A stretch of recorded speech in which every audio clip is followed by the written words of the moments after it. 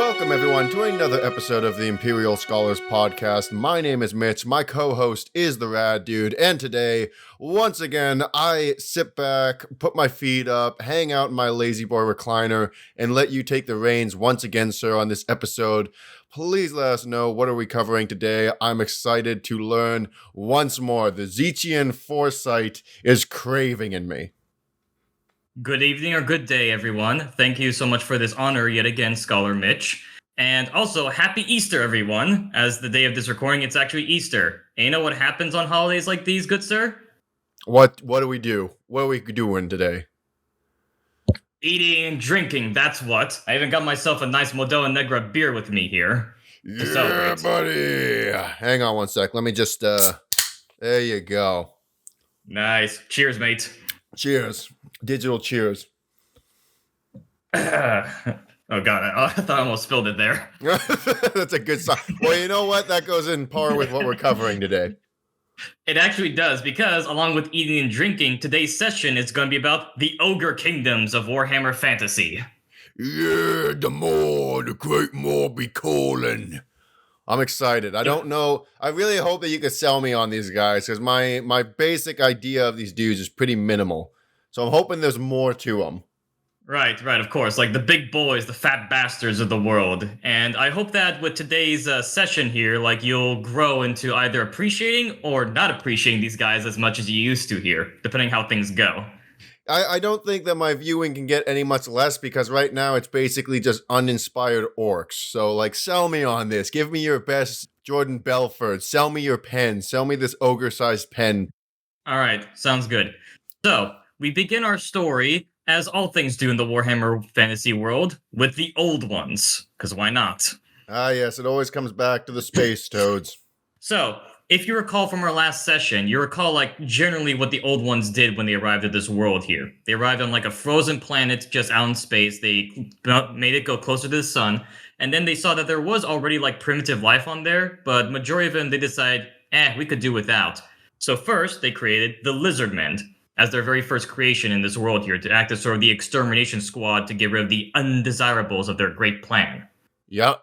I recall all this old, classic stuff that we can expect in Warhammer. The Astartes of the fantasy universe. Pretty much, yeah, to be honest with you. Yeah. Makes me wonder, like, how a Space Marine would fare against a Saurus Lizard Warrior. Although I feel like a Space Marine might do better because, technologically advanced and all that. I was about to say, in the lore, isn't it the thing where it's like 3 Space Marines took on an entire planet and genocided an entire race within 20 minutes, or whatever.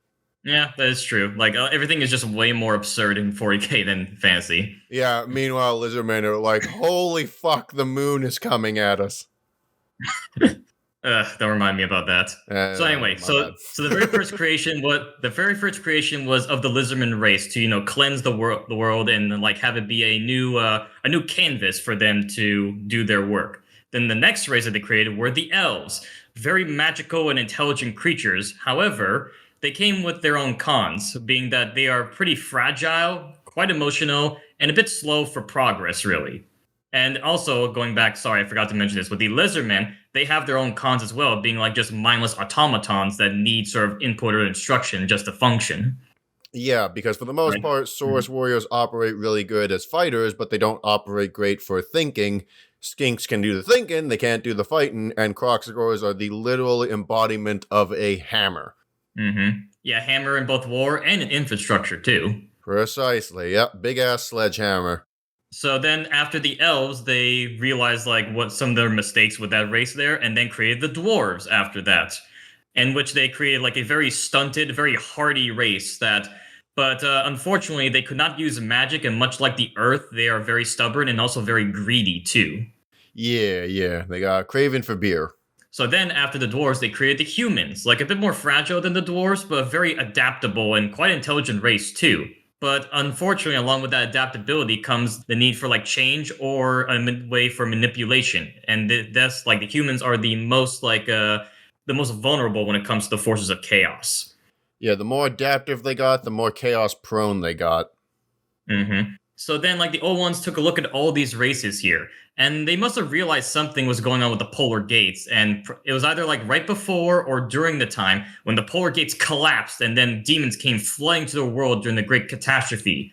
The old ones then got into like making a final race, a sort of like super warrior, super soldier race, which were supposed to actually be the ogres, in which they were trying to combine all the pros together into this mighty race here, trying to have like the strength and stubbornness of the dwarves, the magical properties of the elves, the adaptability of the humans, and the intelligence of all of them. However, unfortunately, it's not very clear what happened. But during this time, either the old ones all died or they just, pieced the fuck out. Unfortunately, they left the ogres as an unfinished race, as I'm sure you kind of already know with their many cons. Yeah, I know that they were doing that where they were like, we're gonna make ogres and we're gonna make halflings, and Project Chungus was only like half completed when they decided to get the hell out of Dodge and go and get milk for the lizard men. And also packed of cigarettes too, but yeah. Yeah, that too. I forgot about that. Yeah, they're still out there looking for those Maduros. Mm-hmm. Totally. Although I thought they wanted Camel cigarettes, but whatever. Oh, my bad. But anyway, like I said, it's not really known how the ogres dealt during the Great Catastrophe, but it is known that their story really begins after this worldwide cataclysm, when the Great Vortex was made and all the demons were like banished back into the realm of chaos there. Right. So originally, like the ogres were all like each of the races had their own little starting areas that eventually they kind of grew and did their own thing.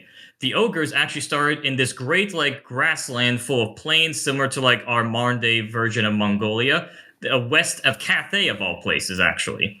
Yeah, who'd have think that we would put the ogres just around the Cathay area? Seems like we're following a common theme here once again. Classic CA. Actually, this isn't CA, this is GW, my bad. Yeah, GW. I mean, after all, GW does take a lot of inspiration from our own world history. I mean, just look at the map of Warhammer Fantasy. It's our own planet, just malformed or here and there, or someone like, or it was like hand-drawn by Michael J. Fox. Yeah. Well, and once again, being like classic Cathay and being like, how do we describe these guys? They built big ass wall, keep out Mongolian. Well, in that one is actually the forces of chaos up north there. The ogres actually started west of them. Ah, okay. Oh, okay. Maybe this is something I don't know about because I always had the impression that Cathay built the wall for the ogres. Maybe you're about to correct me. No. They built that specifically for the forces of chaos during the Great Catastrophe. Apparently, the Dragon Emperor built that himself, like in order to keep the force of chaos at bay and keep his area safe. Ah, okay. So it's only okay. So the South Park bit doesn't actually apply here in this case. No, unfortunately, not this time here. Damn it. Okay. Oh, that's fine. I'll still make the joke anyways. But continue. Well, I'm sure you will eventually, but here. So going on, like the ogres start in this great grass fields or like great plains of grass and like open spaces there, and they lived like a pretty peaceful, like nomadic hunter gatherer place with plenty of like fresh game and beasts to either like to hunt and get for meat or to get milk from. Yada yada, all that stuff, right? Yeah. Eventually. Sorry, real quick, how were these guys actually like when they first came out? Were they fairly peaceful creatures or? Well, they're very simple creatures. So, in fact, before we continue with the story, let's go over like ogre biology for just a second here. Yeah, now ogres, as you've probably seen, are like 2 or 3, even 3 times as big and as hefty as a regular man. Yeah, it said that an ogre could take. Yeah, it said that an ogre could take on 12 men at once, really. But another thing about them is that with the ogres, with their biology, it's a bit different than ours. Like, you know that most of our organs or something is like sort of related to our chest and our gut as well. Right. Well, the ogres were designed to be like a very hardy people, really. So whenever you look at an ogre, you think like, oh, that's a fat guy, really. But honestly, he's not really that fat. There's like a layer of blubber on him and very thick skin in order to like, take a lot of damage and lessen nerve endings. Because, they were meant to be the ultimate super soldier race. But the thing about them is that most of their organs, like their lungs and their heart, are actually not up in their chest. Most of them are right in their gut, like down there and more condensed. Like think of it kind of like the organs of a turtle, where it's more condensely packed under a lot of muscle. And honestly, if you look at an ogre, do me a favor here. Look up the muscular system, or just how muscles are in a hippopotamus. Because you would think those guys are fat bastards. Okay. Yeah, no, trust me with this one. Look up like how hippo's muscles look underneath the skin, and you'll see that the hippo does not actually have a lot of fat. There is a ton of muscle under that thing. Oh, that's a strong. Oh, okay, that's literally all deltoid and lat muscle. Yeah. So think of that Oh, like an ogre, where there is like a layer of fat over them that can grow if they like eat a bunch, but there is a crap ton of muscles underneath them. right. Okay, so their overall anatomy is like completely different. Of being like the weak spot is in a completely different spot. Like if you Right. want to actually kill these guys, you have to aim for the belly, which I'm assuming is why they have just big ass, like in the artwork and in the game, they got these big ass just piles of metal covering the gut. Exactly. So that's why like the ogres sort of like instinctively know that most of their organs or their precious things are inside their gut. Therefore, the like you've probably seen the ogres, like some of them do wear armor, but majority of them wear a what's called a gut plate, being like Yeah. their own sometimes their only form of protection because that's their most vital spot. Yeah, it's just these big fat bastards that just kind of got their like man tits hanging out and just big ass armored plates on their gut with tusks hanging off. Right. And another thing about the ogres is that like when they are bigger, in which their skulls are like 3 times thicker than ordinary humans, despite their brains being a little bit smaller. Oh, okay. Well, I Yeah. mean, yeah, hence why it's like, yeah, makes sense. Okay, literally thick skulled. Uh-huh. And ogres, like, they're an okay intelligent race, but not the most. It's actually said that ogres are intelligent as 2 planks of wood, meaning that they know that they can nail the 2 planks of wood together and then bash you over the head with it. Huh. Okay. So Mm-hmm. they're not in, they're not lacking in self awareness. As stupid as they are, they're well aware. Is like we might not be the sharpest tool in the drawer, but we can sure act pretty decently as a sledgehammer. Yeah, so even though they're an unfinished race, they are very resistant to chaos and a very strong and hardy bunch of people, but also one with quite big appetites too, hence why the plains in these fields were like pretty good for them with so much game in it. But and another thing about them as well with their anatomy is that they can eat almost anything, like not just meat or grains or whatever, they can even eat rocks or trees and sort of survive off of that. But they generally prefer meat over anything else. Yeah, that's what I kind of know about these dudes is that their big thing is about they love their meat, their Jimbo diet, carnivore diet. Yeah, like these are the real liver kings that don't need steroids. Yeah, yeah, fair enough. Okay, they're the opposite going around with that, being like, "What? We're gonna teach you how to get this is peak male performance, like it or not." Yeah, and them actually being fatter makes them even more healthy than the average ogre, and actually shows their status as well amongst the tribe or their people. I've got bigger titties than you do. Exactly, and that makes their status like rise high above and bring them like more access either to like maybe for other women to procreate with, or like other weapons or beer or food, whatever. Right. Okay. This I feel like this is based off of a real culture once again, but anyways, but Probably like I'm sure there were plenty of nomadic tribes like similar to this one in our own history. yeah, probably. I don't know if it's a Mongolian thing in particular because I know these guys kind of. It's weird because I know that there's a handful of Mongolian sort of races in Warhammer Fantasy, ogres being just like we got the Fu Manchu stash, and that's about it. That's the only relevancy they have to Mongolians, and then just like attacking the equivalent of China. Right, yeah. Like I'm sure maybe they started out that way, but eventually they then evolved to having like the British football hooligans a la similar to the orcs. But the ogres do have a very different culture than the orcs do. We'll get to that in a second here. Going back to their origins, like back when they were next to Cathay here and like prancing about doing whatever they can. Eventually they actually do come in contact with the Cathayans, and apparently they learned the secret of fire and basic metalwork from these humans here.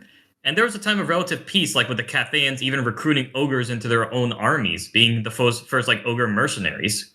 So they were actually pretty chill at first, being like, "Yeah, okay, come on, big Hmm. guy. Like, we'll teach you the simple ways, and in exchange, just be a frontline bombardment for us."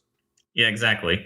And especially like the ogres being big guys, they were especially like known and revered for the ogre charge. Like if you look back at the Total War Warhammer games, it's actually an innate ability amongst like all ogre units, except maybe the Noblars, in which like if you charge a unit that's even braced, that's supposed to like take no damage from the charge bonus.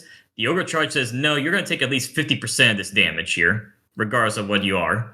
Well, I mean, yeah, because it's big 1,500-pound dudes with, weapons the size of you. So that makes Hmm. sense.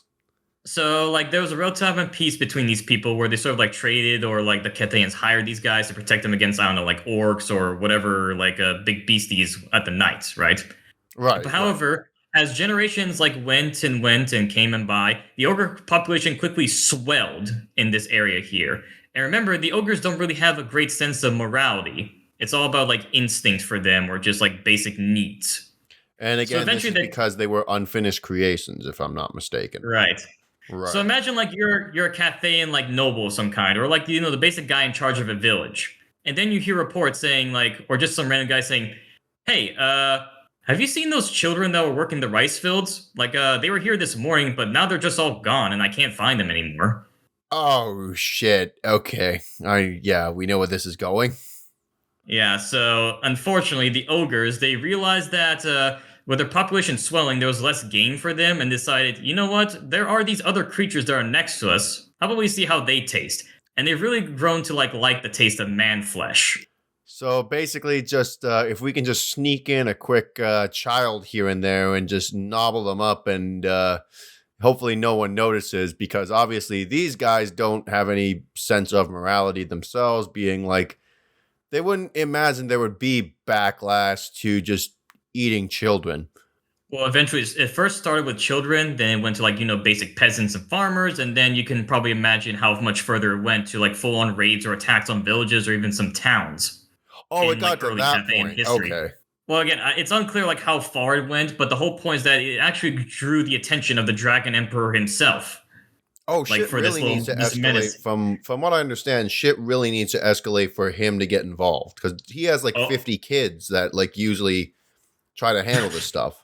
well, I wouldn't say 50 kids, but definitely I think at least 9 children eventually. I think in the Yeah, new yeah. lore, but yeah. I hyperbolize a bit, but yeah, he's got a lot. Like, So eventually, the Dragon Emperor heard about like all this shit happening to his western side of his empire, and was like, "Okay, this is growing to be a real problem." So then he drew together like a war council of some time to discuss with ideas how to deal with the growing ogre menace. well, Now, how as do we time deal with went, these like fat while the fucks? yeah, exactly. Now, while they were talking and like trying to do something, trying to see about this here, like eventually weeks and or even months came by, and then all of a sudden there was a strange like glow from the sky that people could see that was approaching closer and closer as weeks or even a month went by. And something big was coming by. And as it drew closer, some people recount seeing a malicious smiling face on it with sharp, jagged teeth hurling towards the planet. Oh, what? So that, Okay. yeah. So what it turned out to be was a massive fucking comet that crashed right into the heart of the ogre homeland and wiped out 70% of their population. And yeah, I've heard about this. A few things I guess I should ask from what I've kind of understand. One was that this was made of warpstone, correct? Possible. I mean, we'll get into like why that could be a good theory for it, but it's not confirmed. The whole point was that it was a massive meteor, and it's possible that there was so much warpstone in it that when people saw the green glow, like it maybe looked like a face, and that's why people thought about it like that, or like a Right. giant smile with jagged teeth on it. And this was also partially due to the Dragon Emperor as well, right? Like he kind of was like, "This is my resolution." It's theorized because like the Astromancers and Dragon Emperor are very powerful in Right. Cathay. Once So again, upon we're this not going comet, back to the moon theory, but I mean, no, yeah, but this comet actually crashed into the ogre homeland, wiped out 70, like approximately 70% of the ogre population, and this impact was what caused the Warpstone Desert that is west of Cathay. That's oh, what okay. became of that the ogre homeland there. It was probably Warpstone then if it's called the Warpstone Desert, but I mean, or Yeah. maybe it was already there. So either way, somewhere down the line, Warpstone definitely played a role with these guys' deterioration. I don't think that's really up for debate. Yeah. So this crash, like I said, this crash wiped out the original fauna of the ogre homeland, and due to this, it actually caused like ogres already had a big appetite, but it caused like a really immense hunger amongst the remaining ogre population that survived. Almost like a bottomless pit where no matter what they eat, they're always going to be hungry, or eventually like get to hungry again much quicker. Right, so And now they so just like have an because insane eating disorder. so because of this, like in order to survive, like all the strongest of each tribes just went into cannibalism on the weaker ones. Okay. I wasn't expecting Oh, that. oh yeah, ogres will eat anything, even their own. So remember that. Cannibalism is pretty normal amongst the ogres, and you'll see eventually with the stories that we tell. Well, it's similar amongst basically every race, unfortunately. So even the lizardmen. Maybe they're excluded. I think literally lizardmen, dwarfs, and probably Elves. humans. I'd imagine Druki. I can see Druki. Well, okay, high elves, let's say. Yeah, probably. But even it was like just reading Nagash and just being like, yeah, of course it's there. Why wouldn't it be? Well, those humans turned to ghouls, is what I thought. They were weird. Well, they were ghoulish at first, and then Nagash created the original Crypt Ghouls because he's a dickhead. But oh yeah, that's right. Yeah, so thanks for that again, Nagash. But anyways, as per usual, cannibalism leading to more deterioration of a already like falling apart culture of freaks. So before we get to the Great Ogre Migration, I got a quick side story to tell you, as this is like part of what leads to like the current ogre culture, as you'll probably like realize the connection there. So allow me to tell you, the quick story of Groth One Finger. Now, before the comet hit, there was like one ogre who was part of the Lazarg tribe. That's how it's known, Lazarg, and he's the son of the tyrant of this place. By the way, whenever ogre tribes, they're led not by the boss, but by a tyrant. So imagine like you're going to ogre tribe and says, "Oh, you must meet the tyrant and talk to him." Right. And it's called a tyrant for a reason. Literally just being like, I'm ruling through fear and just overall supremacy. Well, kind of like the orcs, it's all about like might makes right, in which like the biggest and the strongest are the ones that lead. Yeah. So Groth here, he was the son of the ogre tyrant, like back before the comet struck, and unfortunately, he was having terrible visions about about how the ogres will be cursed and how like most of their race will be annihilated. Nobody really believed him, but then the comet hit, in which like he was actually like pretty close to the blast, in which like he experienced almost like a nuclear bomb going off, where his eyelids were taken off, his nose was almost burnt off, like his lips too, even majority of his fingers, leading to only one left on his hand. So he had dreams of the scene from Terminator 2 Judgment Day, like Sarah Connor against the fence. Yeah, and then it actually happened, and he like barely survived. Being like horribly disfigured. Right, because of it. Oh, okay. But this did happen, and yeah, this is exactly what occurred in real life, was being like, and now I am the One Finger. Exactly. So while his tribe decided to move west to try to find new pastures to go on, because this place is now a giant freaking desert with nothing really there to eat, Groth still heard like some weird whispers going on in his ear that nobody else could hear at that time there. So instead of like going west, he decided to go the opposite direction and just wandered, like trying to barely survive whatever food or water he could really have in this big freaking desert. And eventually he stumbled upon a massive pit. Like imagine the biggest pit you can imagine, kind of like Crash Pit from Regular Show. And when he looked down upon, he saw a bunch of muscles and giant sharp teeth there. And thus he gazed upon the Great Maw. Ah, yes, the Warhammer fantasy version of the Sarlacc pit. Mm-hmm. Thus he realized, like, oh my god, this thing wiped us out because of what we did, and now this is a new god that has come to us to punish us. And so, after realizing this truth here, he then went and tracked down his tribe, saying, and then like trying to, be almost like a prophet, saying like, hey guys, I know the reason why this happened here. There's now this new god that came down to punish us because of what we did previously to the Cathayans, like, eating their children and that. Which, of course, like the new tyrant, being like a friend of his father, said like, you're just full of bullshit. Like, I doubt this is actually a thing. Once Groth actually started talking more and more about what's going on and like sort of connected the facts, especially with their new like ravenous hunger that wasn't previously there, his charisma eventually got the entire tribe to side with him, to which they then beat the shit out of the new tyrant to death.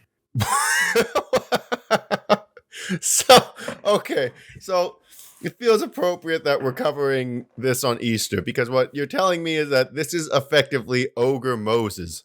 Kind of, I guess, to which then he led his tribe to where the Maw was on almost like a great migration, to go there, in which they all gaze upon and then realize like, oh my god, he was actually right. This is a new god here. And The then promised land. they actually started the very first ogre feast near the pit of the Great Maw after, like probably tossing a few of their weakest members along with whatever courses they got in order to try to appease this ever hungry god here.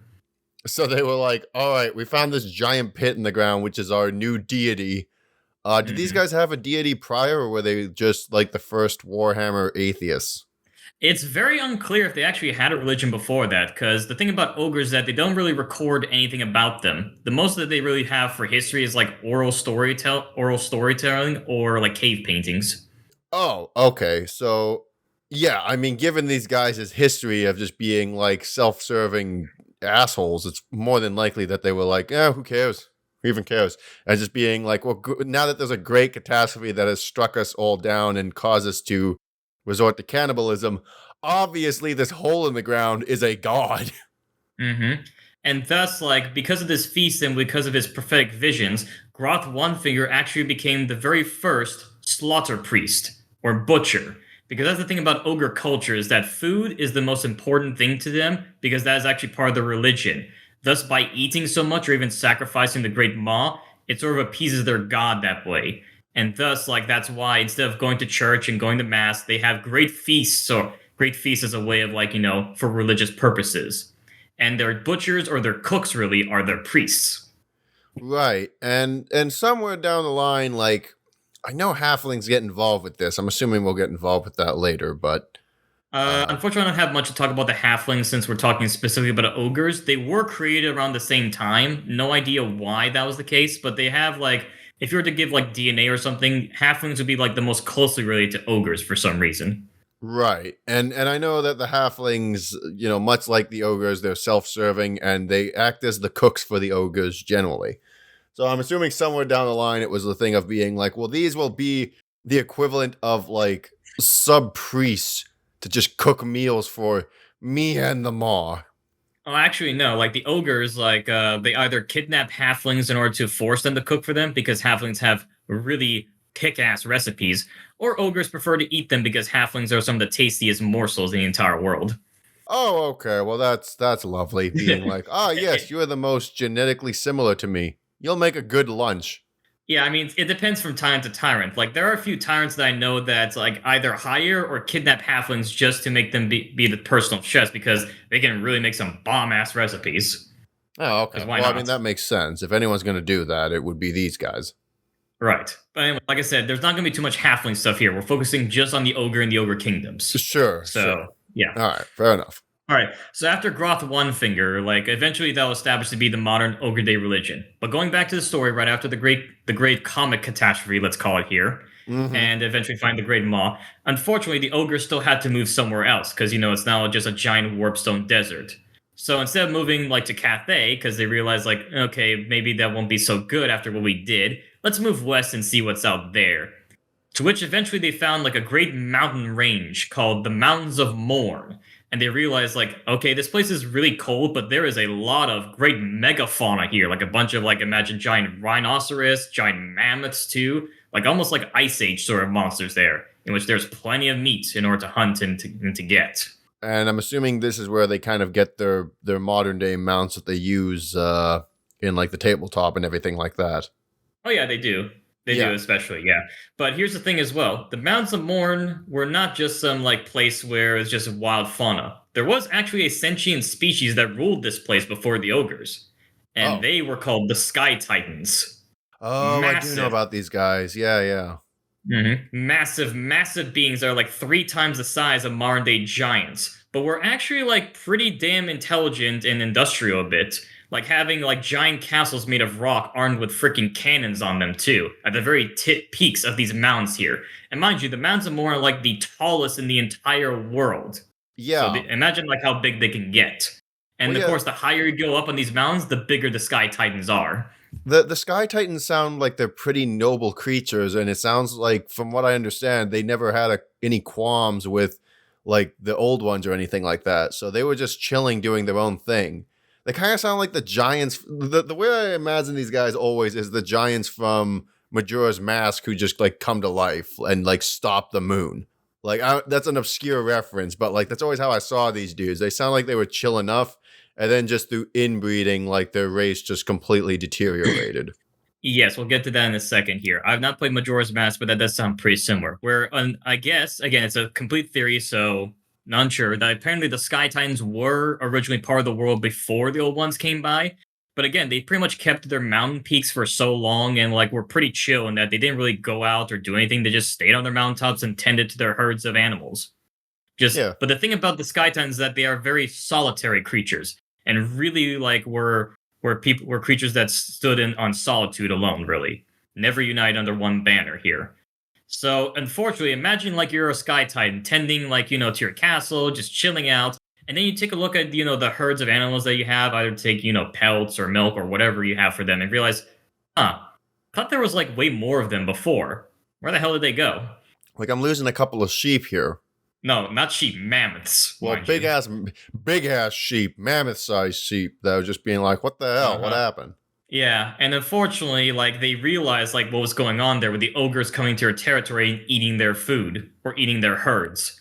Right. And thus began the Great War in the Sky, where numerous ogre tribes like eventually decided to attack these Sky Titans and take their territory. And also because imagine, these Sky Titans are massive beings, so that is a lot of meat to go around for ogre tribes.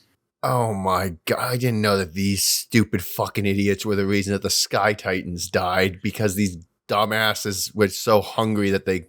Oh my god. Okay. They basically just killed eldritch beings because they were hungry. Yeah, and despite like the ogre tribes, like these surviving ones being the survivors of this comet here, the Sky Titans were still solitary creatures that never united, so every Sky Titan was pretty much like all to themselves, like every man for himself in that case there. And they were outnumbered hundreds to one when compared to the ogres. Yeah. So you literally just are getting eaten alive by like fire ants at that point. Yeah, so this was a brutal conflict as like many ogre tribes attacked the Sky Titans for the dominion of these mountains and to eat them. And while the Sky Titans were technologically and intellectually superior to the ogres, like I said, they were just massively outnumbered. Despite the Sky Titans' best attempts with like using the massive cannons in their castles, or even using magic like causing storms and avalanches to like hinder or just to blow them away, or sometimes even using the strong massive bodies to like grab a bunch of ogres and just chuck them the fuck off of their mountain and falling to their own deaths. Yeah. Unfortunately, the ogres' numbers really came to the advantage here, as the ogres, despite being in separate tribes, were all very united under the principle of hunger, really. Yeah, the principle of we want to survive, and if we can bring this thing down, then we've got lunch for like the next 3 weeks. 3 months, depending on the size of the Sky Titan taken down, yeah. And with each victory, like the surviving ogres grew stronger as, again, there was so much meat to go around. And if an ogre like eats more and more, they actually do get physically stronger and stronger. Oh, I didn't know about that. Okay. Oh yeah, like the more an ogre eats, like they get way bigger and stronger. Like maybe not height-wise, but gut-wise, and actually relates to the muscle they have too. Right, and, so a bit more blubber, a bit more muscle, a bit more mass overall. Yeah, because in ogre culture, like the bigger your gut is, the higher your status as a person. Kind of like flaunting your wealth or your bank account. Right. Get in my belly and all that. Get in my belly! And unfortunately, the lucky Sky Titans were the ones that died during the conflict and not eaten alive by the ogres. That is, yeah. I guess I didn't even think about that. They would just be gnawing at these things like fire ants, I guess, and just eating these poor things alive. Which is unfortunate that just, again, these noble creatures just completely taken out of commission. Does this have any relation to their relations with the modern day giants? Unfortunately, yes, because like the solidarity of these creatures turned out to be their biggest weakness. As, like I said, they're all every man for themselves, really. And eventually, like after a long and brutal conflict, the ogres conquered this new realm of the Mountains of Morn, eating the majority of the Sky Titans down to the last finger bone, really. However, it's theorized that there were some Sky Titans that escaped the massacre and fled west. But however, since there were so few of them, it unfortunately led to inbreeding, thus creating the current race of giants today, being smaller, weaker, and really dumb creatures compared to what they used to be. This is why it led to inbreeding. I didn't know about this. God damn it. Yeah. So the Titan or the ogres unfortunately have led to the deterioration of their own deterioration has led to the deterioration of many other species of Warhammer, unfortunately. Well, yeah, specifically the giants there. Because the Yeah. Sky Titans, from what I understand, like they were pretty chill people. Like as long as you didn't go into their territory, they were fine. Yeah, it sounds like they were just doing their own thing, and then, well, it sounds like they were kind of like giants from Skyrim. They were literally just Mhm. like tending to mammoths and big ass like livestock, and then all of a sudden, these fat ass Mongolian looking dudes just come in and being like, "We're gonna eat you, and this is our house now." Yeah, and mind you, the Sky Titans were like what 3 to 5 times the size of a giant. So imagine like how much bigger that guy is, how much stronger, and just how much meat that guy has too. Yeah, yeah, that's the thing is that most people will go, "I'm not messing with that." The ogres look at that and go, "Look at all that meat." hmm It's kind of like you ever see those Google images of like the biggest burger ever, or just like the biggest food just put together, and being like, "All right, boys, time to chow down." Yeah, yeah, all of like the big like bodybuilder dudes just being like, "Ah, yes, time for lunch," and then like the burger's like half the size of the guy. Yeah. So once the ogres realized that there were no more Sky Titans left, they realized that they claimed dominion over this new place and celebrated victory by absolutely wrecking the shit out of the castles of these Sky Titans to rubble, or even taking some of the stonework to make crude structures for their camps. Now, mind you, these Sky Castles were at the very peaks of several mountains, right?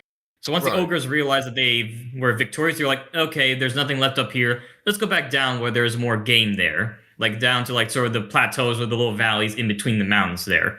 However, there were some ogres that were like more on the stubborn side and decided, no, no, no, no. We're gonna stay up here because this is a glorious moment for our race here. And there are at least a few things here that could help us survive. So if you want to go down, fine. You're not as tough as us. Yeah, I was The just issue about is, to ask that. Like, why would they not want to stay in this big ass glorious mountain that they've just dominated, this mountain fortress?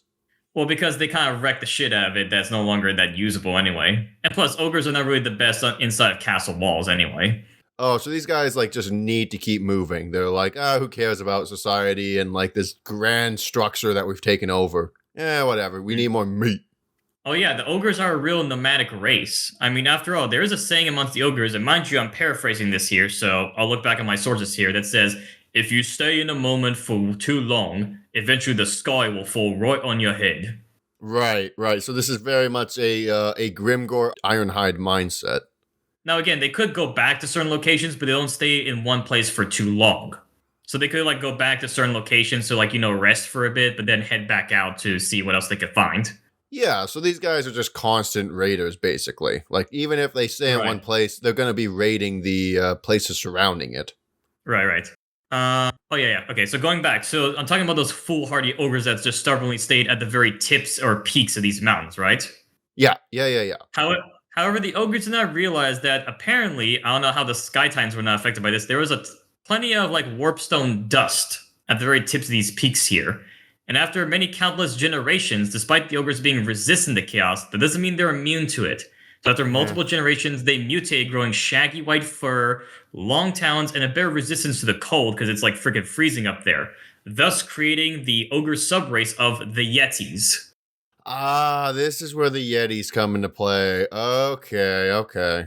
Yeah, the Yetis are actually like an offshoot of the ogre race that adapted to the very tips and the peaks of the coldness of these mountains here. And there is actually Right. still like a little bit of kinship when it comes to these. Like the ogres still look at these as almost like vicious monsters, but they could still like ask for their help when it comes to certain enemies or certain things that are happening. Or even some tribes have like a giant, massive horn that if they need to call these Yetis down, the time would go blow that horn. That Yetis will just come tumbling down from the mountain, ready to see what's going to be their next meal. Yeah, because I know that the Yetis are, well, they're like overall physiology, like they're quite a bit skinnier. They're not nearly Mhm. quite as chungus meme as the ogres are, and also like they're quite a bit cruder in they're cruder in their overall culture of being more primitive. But I know that their attacks tend to be, we're going to use an avalanche to kill everything and then go down and scrounge for the scraps for dinner. Right, they are definitely more like ambush predators for sure.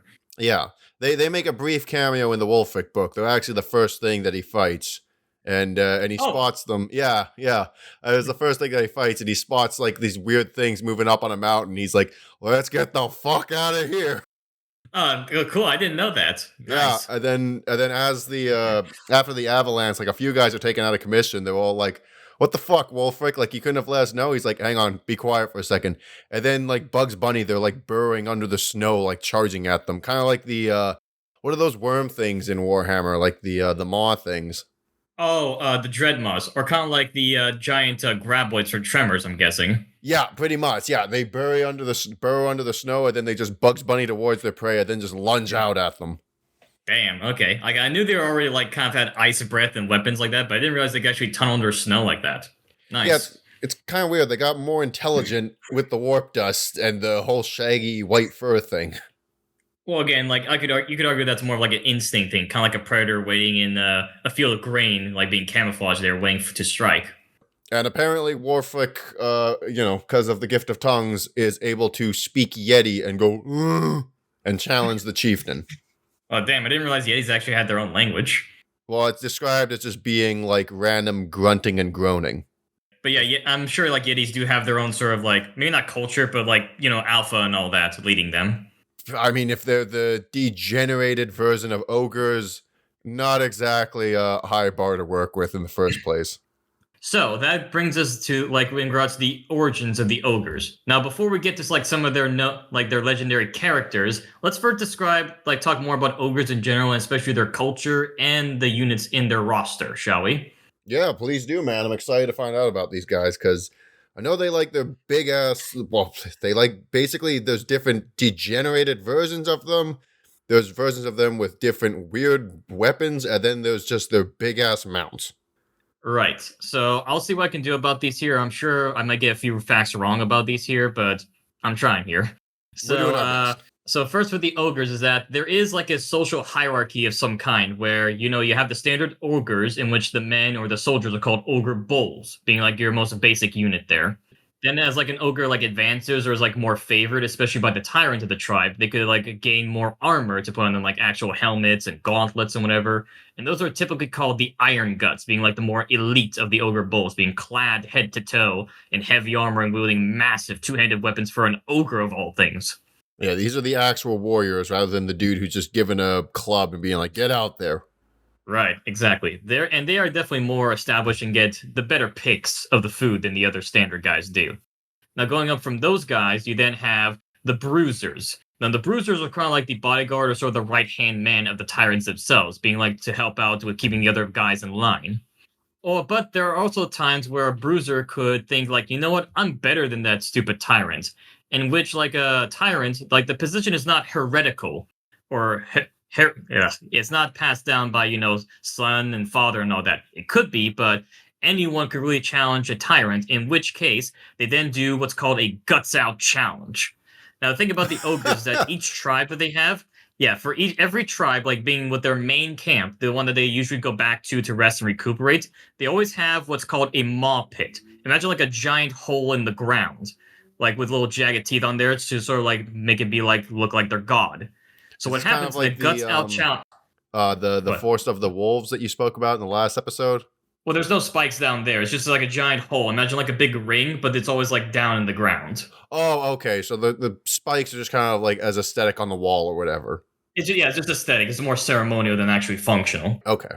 Yeah, like if you want, actually, like go back and look at the Ogre Kingdoms trailer for Warhammer 3, because you actually see like a bit of a pit fight or a guts out challenge going on there. Oh, you do?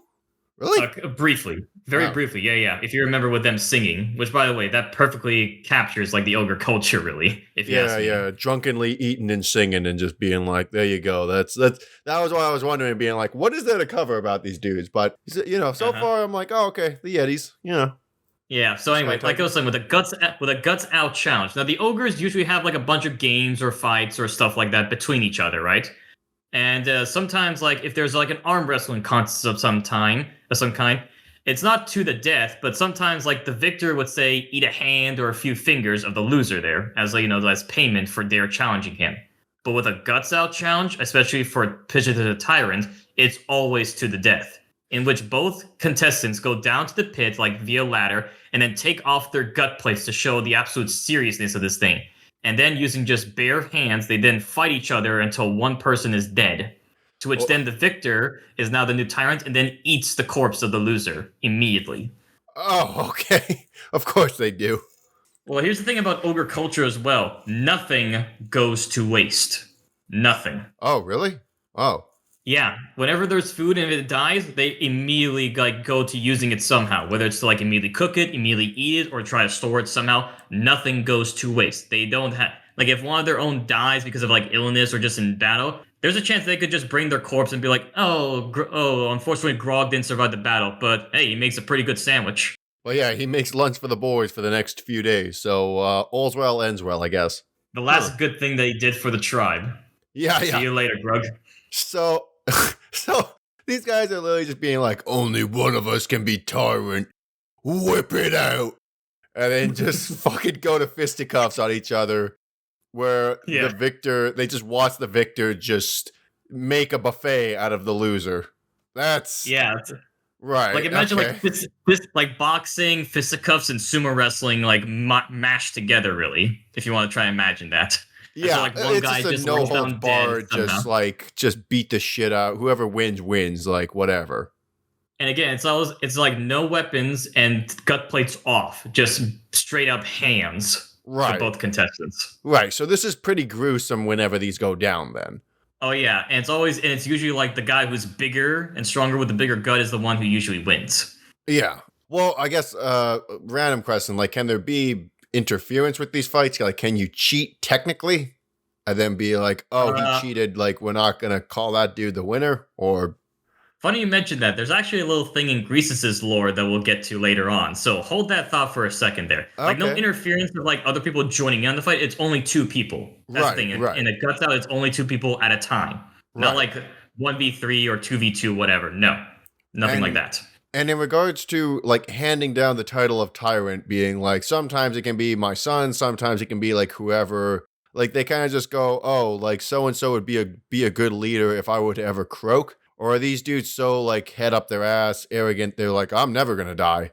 Well, actually, we don't know if ogres can die of old age. But going back to the whole father-son thing, the way that an ambitious son would be able to become tyrant is actually to challenge and kill his own father. But, again, it depends, because in the Guts Out challenge, it's always to the death. So either the son wins or the father wins. There's actually, like, some little, like, quotes or little notes in some lore books that's, like, the tyrant seeming like, oh, yeah, my son Grog, he was a great fight. Unfortunately, he's not good enough, but hey, he makes a pretty good barbecue. Yeah, I was just about to say, unfortunately, your father or your son is going to be your next lunch, which is, make of that what you will. Well, the whole point is like the strongest lead. So the son can actually prove his worth, and he will become tyrant if he like kills his own father in an honorable challenge, mind you, no sneakiness whatsoever. Because the thing about the ogres is that they are straightforward. Like they rarely lie and they rarely cheat, really. Like, when they tell you something, they actually mean it. So when an ogre comes up to you and says, that's going to cost you an arm and a leg, they actually mean that. But they are prone to betrayal, correct? Yes, but that's different than, like, straight up lying. Yeah, that's just a thing of, like, this actually serves us. The actual perspective of oral lying is, like, beyond their neurons. Mm-hmm. Right. Okay. So another important figure, like right underneath the tyrant, is always like the butchers or the slaughter masters. I think that's what they're called, being like the priests and the / cooks of the ogre tribes, in which that their connection is directly tied to the great maw itself. And another thing about them is that they are so damn good at cooking and like eating so many things is that they actually train themselves to be immune to all poisons because they tried every single one and survived. Wait, what? Okay. Yeah, it's actually a thing on tabletop, I believe, that butchers and slaughter masters are just immune to any kind of poison. Why specifically are they have to be like immune to poison though? What's the Because it's implied that during their training that they sort of like train themselves to be able to handle these things so that way the tyrant does not get sick or they're able to like call something out if there's like something a muck about. Or maybe to have the poison as like a sort of a spice on this here. It's kind of like with the Princess Bride, with the main character saying like he slowly trained himself to be resistant to the poison. Okay, yeah. I this funny enough that immediately like makes immediate contact with my brain. But so do these guys act as like royal like tasters then? Royal cooks, royal tasters, anything involving food, they prepare it for the tribe. What the fuck? Okay. I mean, I guess that makes sense being like, we're making this, and then, I'm going to step out and take a piss. I'm gonna come back and make sure like no one snuck anything into this while I was out or whatever. Mm-hmm. Okay, like I guess that kind of sure.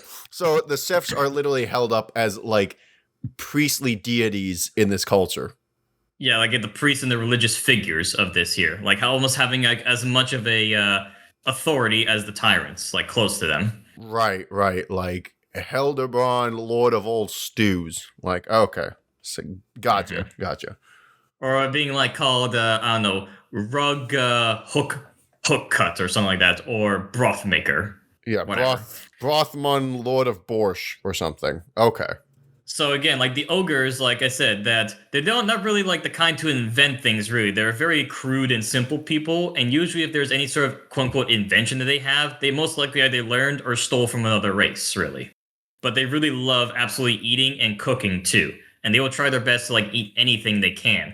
There are even reports of like some ogres attempting to eat demons, but that's nearly pretty much impossible to do, unfortunately. Well, yeah, it's astral deity, so that makes sense. Okay. These guys must love orcs, yeah? Well, I'm sure it depends like how they taste, really. Yeah, it actually makes me wonder if an ogre eats an orc, is that considered a vegan diet or vegetarian in that case there? Or does he trip balls upon eating the dude immediately? Well, if it's a night goblin fanatic, that might be the case. It depends, because again, ogre. Well, it depends. Like ogres are very sturdy creatures. It takes a lot to get them under the table, especially when it comes to alcohol or poisons. Oh, that's true. Yeah. So, yeah, I guess you've seen the size, the sheer mass and scale of these guys. Yeah. You'd have to get a lot of ogres, and then or a lot of orcs, and just being like, I can see Mork. Well, not orcs, but goblins. Really, they're the ones that have those shrooms. Right. Just ingest into their system and just tripping balls there. Mm-hmm. All right, so I mentioned the slaughter priests, in which like they're all about the great maw and cooking for them and serving to the tribe in order to like satisfy their god. Because whenever they eat, it's almost like they're eating for their god. But of course, sometimes some orcs like do almost like a religious like migration, not migration, but following kind of like a hajj in order to the great maw to sacrifice wherever they can and just like chill out and have a picnic near it because it's their god and be like, we're having a grand time and this is for you, our god. So they do a pilgrimage then. Pilgrimage, thank you. That was the word I was looking for. Thank you. Yeah, okay. It's a picnic / pilgrimage to be like, we're going to annually go to the Great Maw and deliver some tributes and also just have a snack. Yeah, and if actually, do me a favor, like when we're done with this session here, go back to Total Warhammer 3 and look directly at the Great Maw, and you'll see that there's actually like a bunch of wooden platforms that are built alongside him, and also like a few giant cauldrons or buckets that occasionally like throw down blood, meat, and other stuff down into its great maw. Yeah, I've seen those. Yeah. I know exactly what you're talking about, because at first I was zoomed over that thing. I'm like, what the hell is going on here? Especially with the Lazar tribe, as I mentioned with Groth Wanfigure being like the main protectors of this place and being the closest to it. Unfortunately, this is still a god that was made from a giant warpstone comet, so they are heavily mutated and disfigured, often like having a bunch of rags or bandages across their faces to cover themselves. Well, okay, hang on. Like, my question being, is this actually a god, or is this a theory that these guys have? Because either this is like a Lovecraftian deity, or these guys are just morons. Well, it's possible that originally just started as a giant crater with a bunch of rocks in there that look like teeth, but the thing about Warhammer Fantasy and a la kind of like 40k is that if enough people believe something to happen, eventually will manifest somehow there. So eventually, like after the ogres realized and spread the word of the Great Maw, eventually it actually became a living, breathing deity with power. You know what I just realized is that the irony of it is that it's so stupid that it's causing me to ask more questions for something that is pretty much a sledgehammer level of mental acuity. So I feel like we need to just move on with the Great Maw and the actual practice of this stuff, because otherwise I'm going to be sitting here questioning the actual reality of these mongs, these morons. Well, I mean, what is there to question? It's a giant deity that became a giant mouth on the ground, and once it came by, it put a curse on the ogres to have them have a bottomless hunger. Therefore, they must try to appease it as much as they can by eating as much as they can and sacrificing to it as well. Well, and it may or may not be a deity. I mean, it probably is, but... Well, by now it is, especially in the modern time. Okay, fair enough. Maybe not when it first slammed down to the world, but after like a few hundred years, I'm sure it eventually did. And especially when the ogre population like grew again after some time. Yeah, so these guys basically, they worship, there's a Lovecraftian creature called the Yog-Sothoth, which is just this big-ass, slothful bat thing that's just fed tribute all the time. And that's Huh. these guys' version of that. Huh, interesting. I did not know that there. Yeah, except Maybe Yog-Sothoth is done with a bit more etiquette than this. Like what? It has to be fine sacrifices rather than just anything like a cow or something. Well, it's the classic thing of like Lovecraftian horror where it's like one day Yog-Sothoth will arise from his eternal slothfulness and devour the entirety of the human race or whatever. And this is literally a hole in the ground that's not going anywhere. So going back to the ogres, we already talked about like their priests being the cook, the slaughter masters, and the butchers. However, there's another sector of priests because the ogres don't have just one god; they have two. First being the Great Maw, which is like the primary deity, but they also believe that the Maw, Great Maw, has a bastard child called the Firemouth, which is actually a really big volcano in the Mountains of Morn, probably the biggest volcano in the entire world. That after some time they thought about being an actual god for them.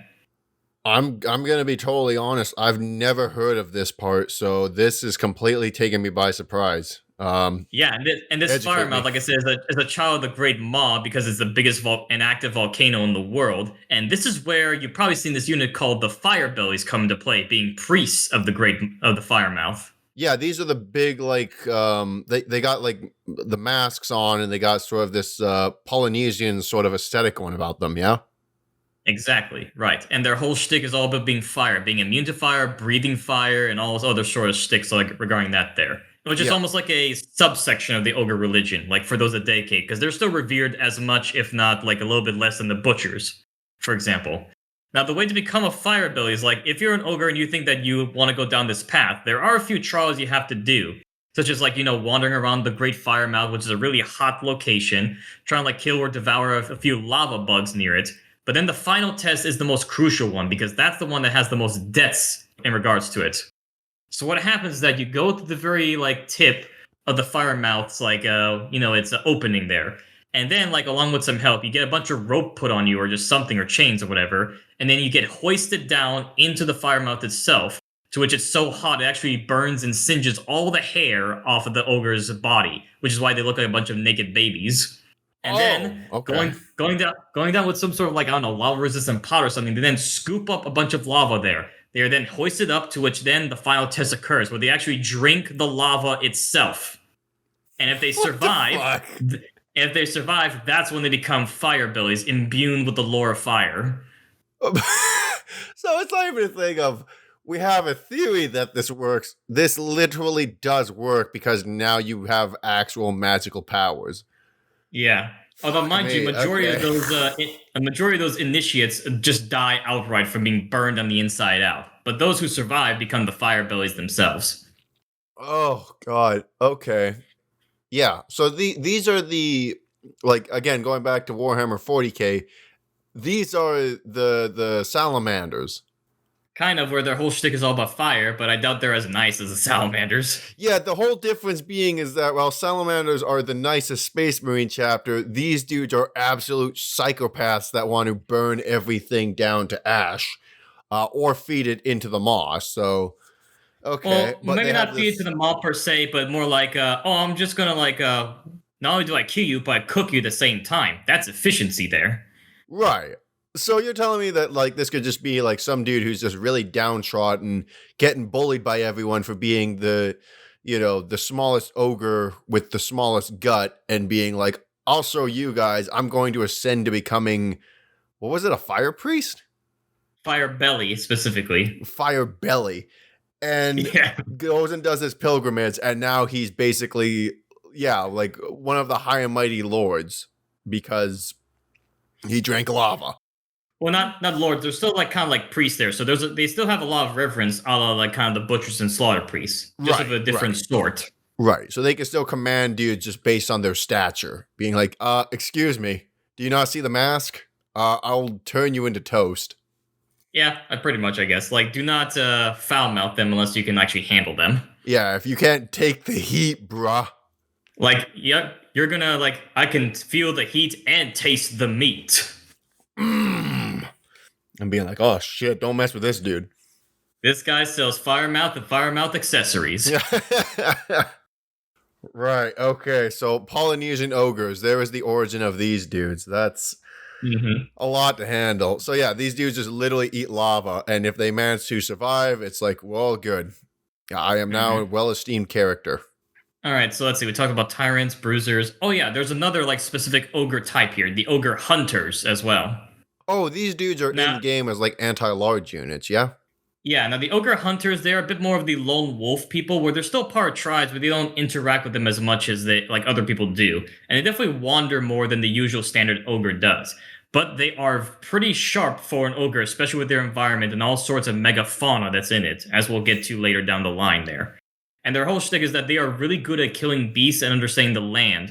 To which the hunter's job is like to go out and kill what sort of big beast or fauna they can, bring back the corpse, and then have it like to give it to the cooks or the butchers to then prepare for the entire tribe.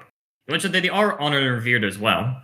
So okay, yeah. So I mean, they're monster hunters, but at the same time, this sounds like an oxymoronic statement. But they're the ogre rangers. Yeah, pretty much just going out hunting, and then like either they keep it for themselves or they bring it back to the tribe. It depends, right? From like hunter to hunter. And then these guys have a bit more understanding of being like, "Oh, don't eat that berry; it's poison," or whatever. Or just being like, "Yeah, these tracks are fresh." Well, yeah, especially with tracking and especially with understanding beasts as well, because like a ogre hunter could look at a Mornfang and be like, "Okay, this is gonna be tough," whereas an ogre bull, like especially a cock, would be like, "I could take this guy and then be torn to shreds." Okay, gotcha. Yeah. These guys are a bit more practical and a bit more like they know their role. They have a few more neurons firing off than the average ogre. Yeah, and especially like these hunters are also especially good with not only getting a bunch of beasts for eating, but also like understanding on how to tame certain beasts as well. For example, you've probably seen these units before, like the Saber-Tusk Pack, which are just big-ass saber-tooths in the Warhammer Fantasy. It's the ogre hunters that really understand how to tame these large feline beasts in order to help either themselves or the tribe as like almost like giant hound dogs, really. So these dudes have the mental acuity and sort of the patience to be like, I'm going to tame these things rather than just turning them into sandwich meat. Or like giant pelts, which they can do as well. It depends on the necessity for it. Okay. Now, another thing that hunters could do is also taming a bunch of... I forget what they're called, unfortunately. I should have realized this. Those big-ass vultures that recently came in to the game, but they've been like a special ability that the ogre hunters had. Yeah, I know exactly the ones you're talking about. They're pretty similar to the carrions that like the Tomb Kings have. Yeah, but way bigger. I believe in tabletop it was like an ability to like have for an ogre hunter to like go vulture and then be like attack a bunch of units in the back, especially range units to like get them to stop firing, for example. Oh, that's like an annoyance of some kind. Okay, I don't like that. I don't like the idea of dealing with that. But anyways, it's kind of like when you ever seen those hunters that use falcons or to hunt for prey. Think of it a lot like that, but way bigger. Yeah, well, are these guys literally are just being like, I have some mental acuity to the nature around me that I'm just like, come in, vultures, attack this dude. Now we get into some of the big beasties here. Now, unfortunately, I don't have too much information about like these next two units, but I'm sure you can understand like what they kind of are. Like the Mornfang Cavalry are like a mix between like a buffalo, rhino, and a saber-toothed tiger, kind of, really. They are really big beasties that have a hunger for flesh and will like kill and even stomp regular ogres. And it takes like a lot of mental aptitude and strength for an ogre bull to actually tame one and to ride it. Well, yeah, these dudes kind of look like the prehistoric, like rhino-looking things. Kind of with like huge tusks coming out of them there. Yeah, it's kind of weird, like when I see them in game versus like the artwork here as well. Like especially if you look them up. Yeah, they're pretty drastically different looking, aren't they? Like from what the original artwork in like the 80s or whatever was, and versus what the game's version is. Yeah, like that's the thing of when you have like a unit that's been on for quite a while here and there. Like it can look very like here and there. It can drastically. I don't know why I was saying like that there. It can vary pretty drastically. Yes. Yes, thank you. I don't know why I was having like a weird spasm like that there. There's also another unit called the Rhinox here, which are just like, imagine the biggest woolly rhinos you could ever think lying in the mountains of Morn. In which case, like ogres can also tame these guys and have just have the most immense charge you can think about. Like think about like what would be like the best medieval knight's charge you can think about, and just multiply that by 20. with their big impact. ass rhinoceros. Mm-hmm. Or not even better, like look up like the biggest woolly rhino you can and see how big that thing is, and then multiply by 2 just to be fair. It's just that, yeah. I mean, these things are they're big, even like when the ogres ride them. You gotta consider the fact that the ogres are like 3 to 5 times the size of a normal dude. Yep. Now, there's one particular unit I want to talk about, which has a bit of a tragic backstory. Have you heard, or I'm sure you've seen about this unit called the Gorgers? Yeah, I do know the lore of these dudes. These guys are pretty tragic, from what I understand. But it's also confusing to me the fact that they're actually a unit to be used.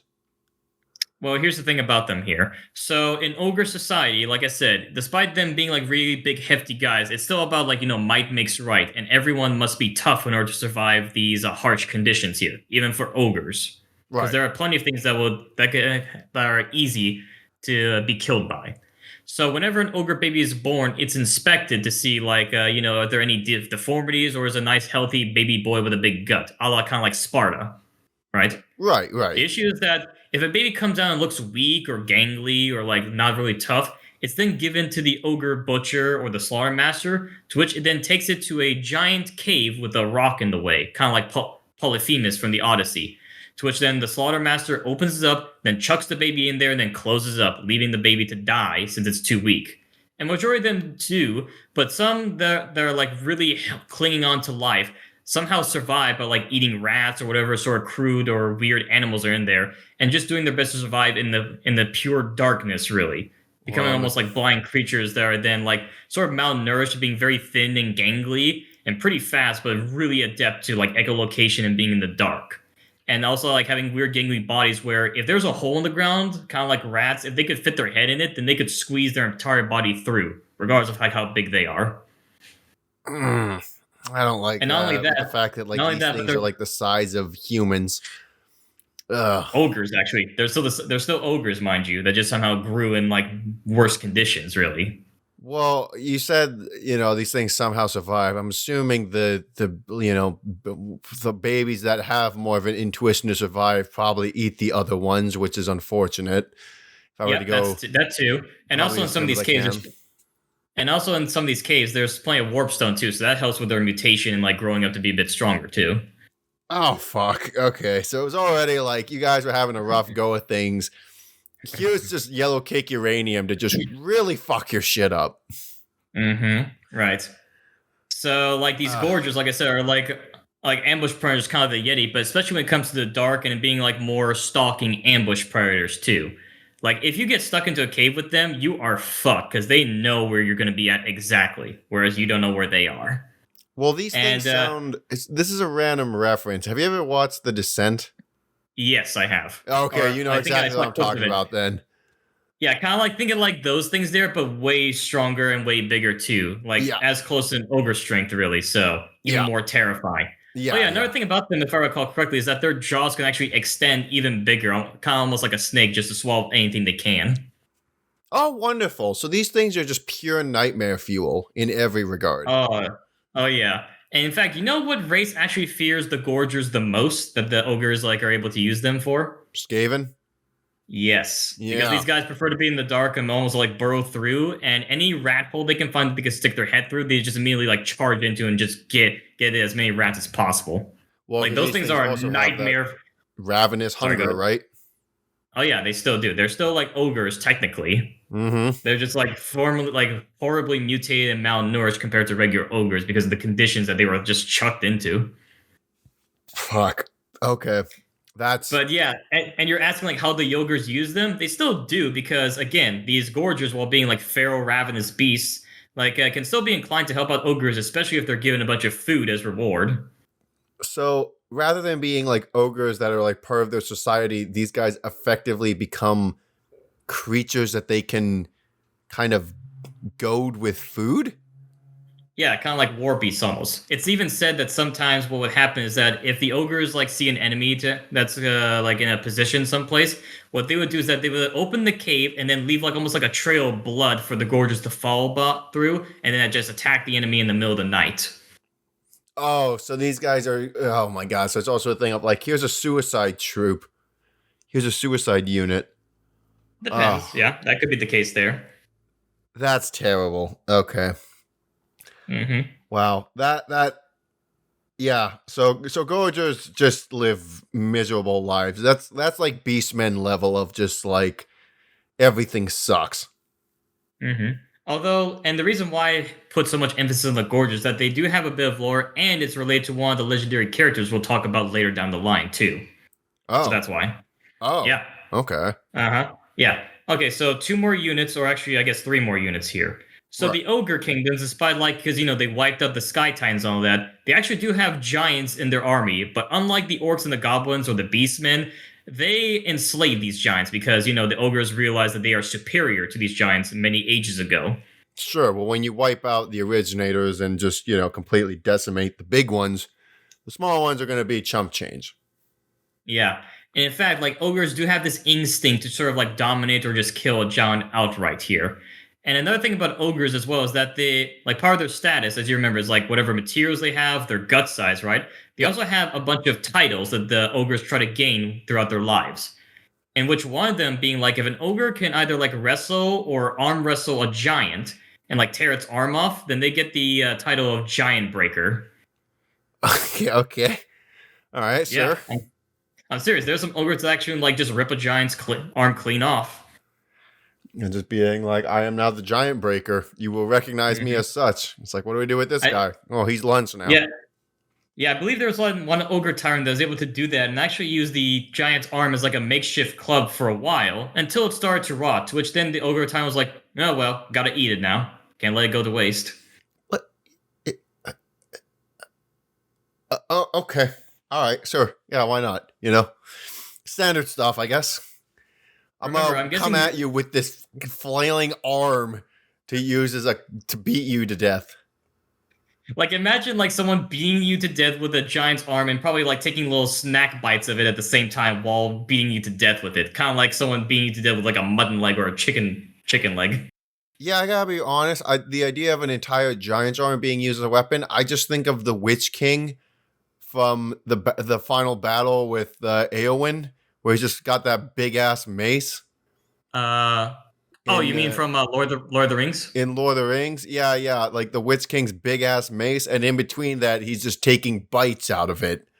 Like, what the fuck is happening? That's a weird thought there. But again, remember, the ogres are like really practical people, simple and efficient, like when it comes to food and resources. I guess that's practical in a certain sense, sir. It's why let a giant's arm run away when that could feed you and a few other people for a few days? Yeah, and I can use it to beat the other dude to death. Mm-hmm. Like a fatality in Mortal Kombat. Okay. So two more units here. One, unfortunately, I don't know enough lore about it. I didn't have time, so I apologize for that. But here's one that at least I know a little bit about. You've seen the Stonehorn, right? Yes, that's a big, mean-looking dude. Yeah, these are massive, mean beasties that originate from the Mountains of Moor. And it's actually theorized that these creatures were here before the old ones even arrived. That they were possibly just creatures that were accidentally left over before the Lizardmen could wipe them out. I mean, this seems like they're pretty, they're not very diabolical creatures. They're not malicious. So, yeah, the idea of just leaving them behind doesn't seem too far-fetched. No, they're not malicious, but they do have a massive temper and attitude. Yeah. Especially. The thing about these creatures is that they are not completely made of flesh. They're actually creatures that are like half flesh and half stone. Because the thing about them is that, especially I think the males or just entirety of the species, that they would just charge into the sides of mountains because the whole point is that it'll make their faces harder and actually more of stone. Hence why it looks like it's made of stone for their face and their teeth as well. Right. Yeah, their faces and sort of expose the rock structure underneath them there. But there's two big vulnerable points for them. Their eyes. And that's the thing of how ogre hunters are able to tame them. So what ogre hunter does is that it finds a nice flat plane and sort of goes the Stonehorn into charging to him there. And as the Stonehorn is charging, the ogre hunter then takes aim with either the spear or the little ogre crossbow it has and tries to shoot at one of the eyes because that is its weakest and the place where it actually feels pain. And if the ogre hunter succeeds, then the Stonehorn actually stops charging, so it goes on the ground, to which then the ogre hunter just jumps on and then tries to tame it, all like Red Dead Redemption 2. Just break the thing, just break this book.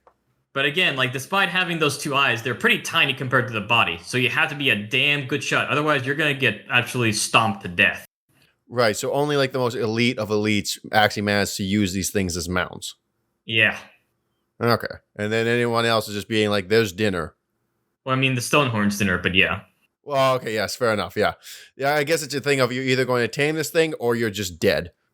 Kind of like the Mornfang Cavalry, where if you don't succeed on staying on top of it, it will absolutely just rip you apart.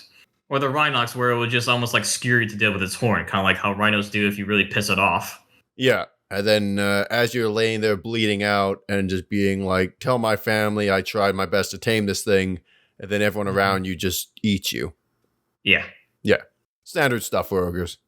Uh-huh. Now, the final biggest units like of the ogre roster is the Thunder Tusk. Now, this is a big-ass, almost elephant mammoth-looking thing here that was also theorized to be like part of the world before the old ones came by and just accidentally left over. And it's a humongous being that is like just embeds the cold into it. Like if you get near this thing, it feels like there's a blizzard around it at constant times.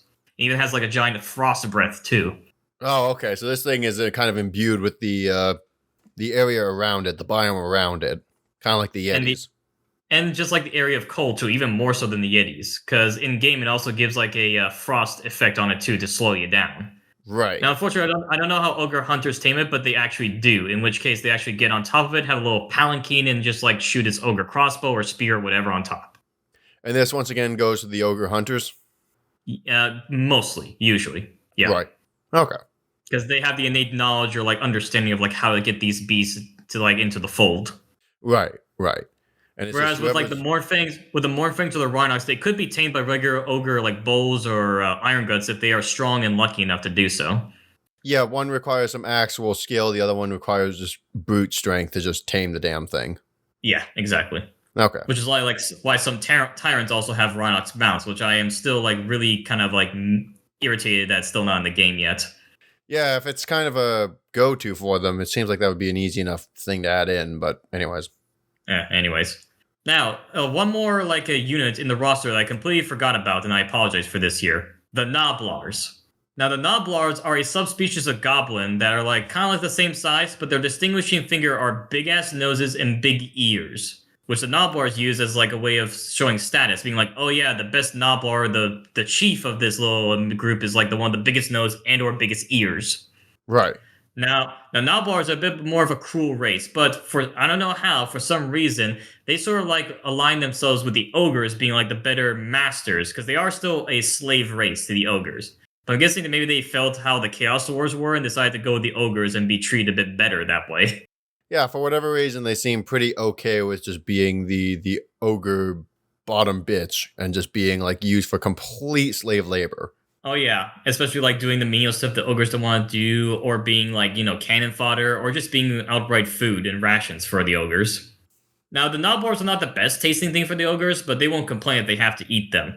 Another thing as well is that certain ogres can also have Gnoblar pets, in which like they actually gain a bit of affection, like and sort of protection for an ogre. But the way to do that is like for an ogre to actually take a bite on a Gnoblar's ear. Oh, what the? Okay. Yeah, I mean, how else are you going to know it's yours if it doesn't have your bite mark on it? Ah, okay. Being like, I recognize that like these teeth marks, like how jagged they are. That's clearly my Gnoblar.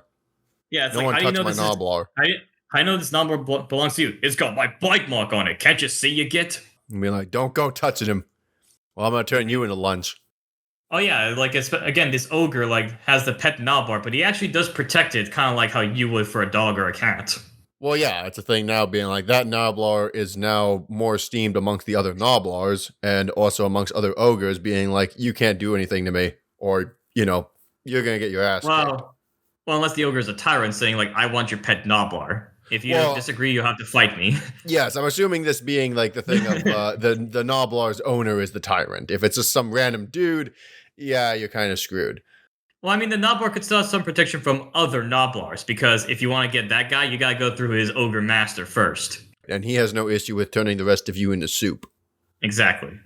Because again, like, Gnoblars are just complete cannon fodder and just expendable people to the ogres there.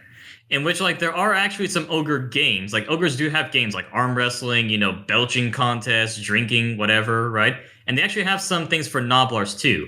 I don't know enough about them, unfortunately, but I do know one where they put a bunch of Nabars into like a hole in the ground. Again, that seems to be a common thing with ogres. Yeah. And then the ogres toss a bunch of like shiny stuff, like armor, weapons, or just coins in there, and they just watch in glee as the Nabars all just like ravagely go through to try to get what they can and just tear each other apart. It's kind of weird. It's kind of actually something that the dwarfs did in one book that I read. But Oh, where was that? yeah, bit of an odd sort of connection there. But random question, I guess, in regards to this. I don't know why this came to my mind, but do Norskins and ogres have good relations? I feel like these dudes, just based on what you've told me, it's like these guys sound like they have very similar sort of hobbies and interests.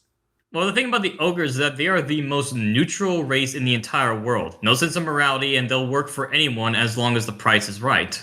Right. Okay. Well, So they yeah. will, Okay. like there are plenty of ogres that gladly work for Norskins, kind of like in Wolfric's story in the Battle of Thousand Skulls. Yeah, that came to my mind as well because it was like, hey, like after the battle, it's like we get to eat all the dead corpses, and also we Hmm. get all this beer afterwards. Exactly. Or like there are some ogres that are still like being mercenaries for Cathay after all this time, or maybe some in say the High Elves. Though surprisingly, there are a few, not as much, and especially the Empire and the dwarves and the greenskins. Right, so they will actually just align themselves with whoever. They do not care at all. Right.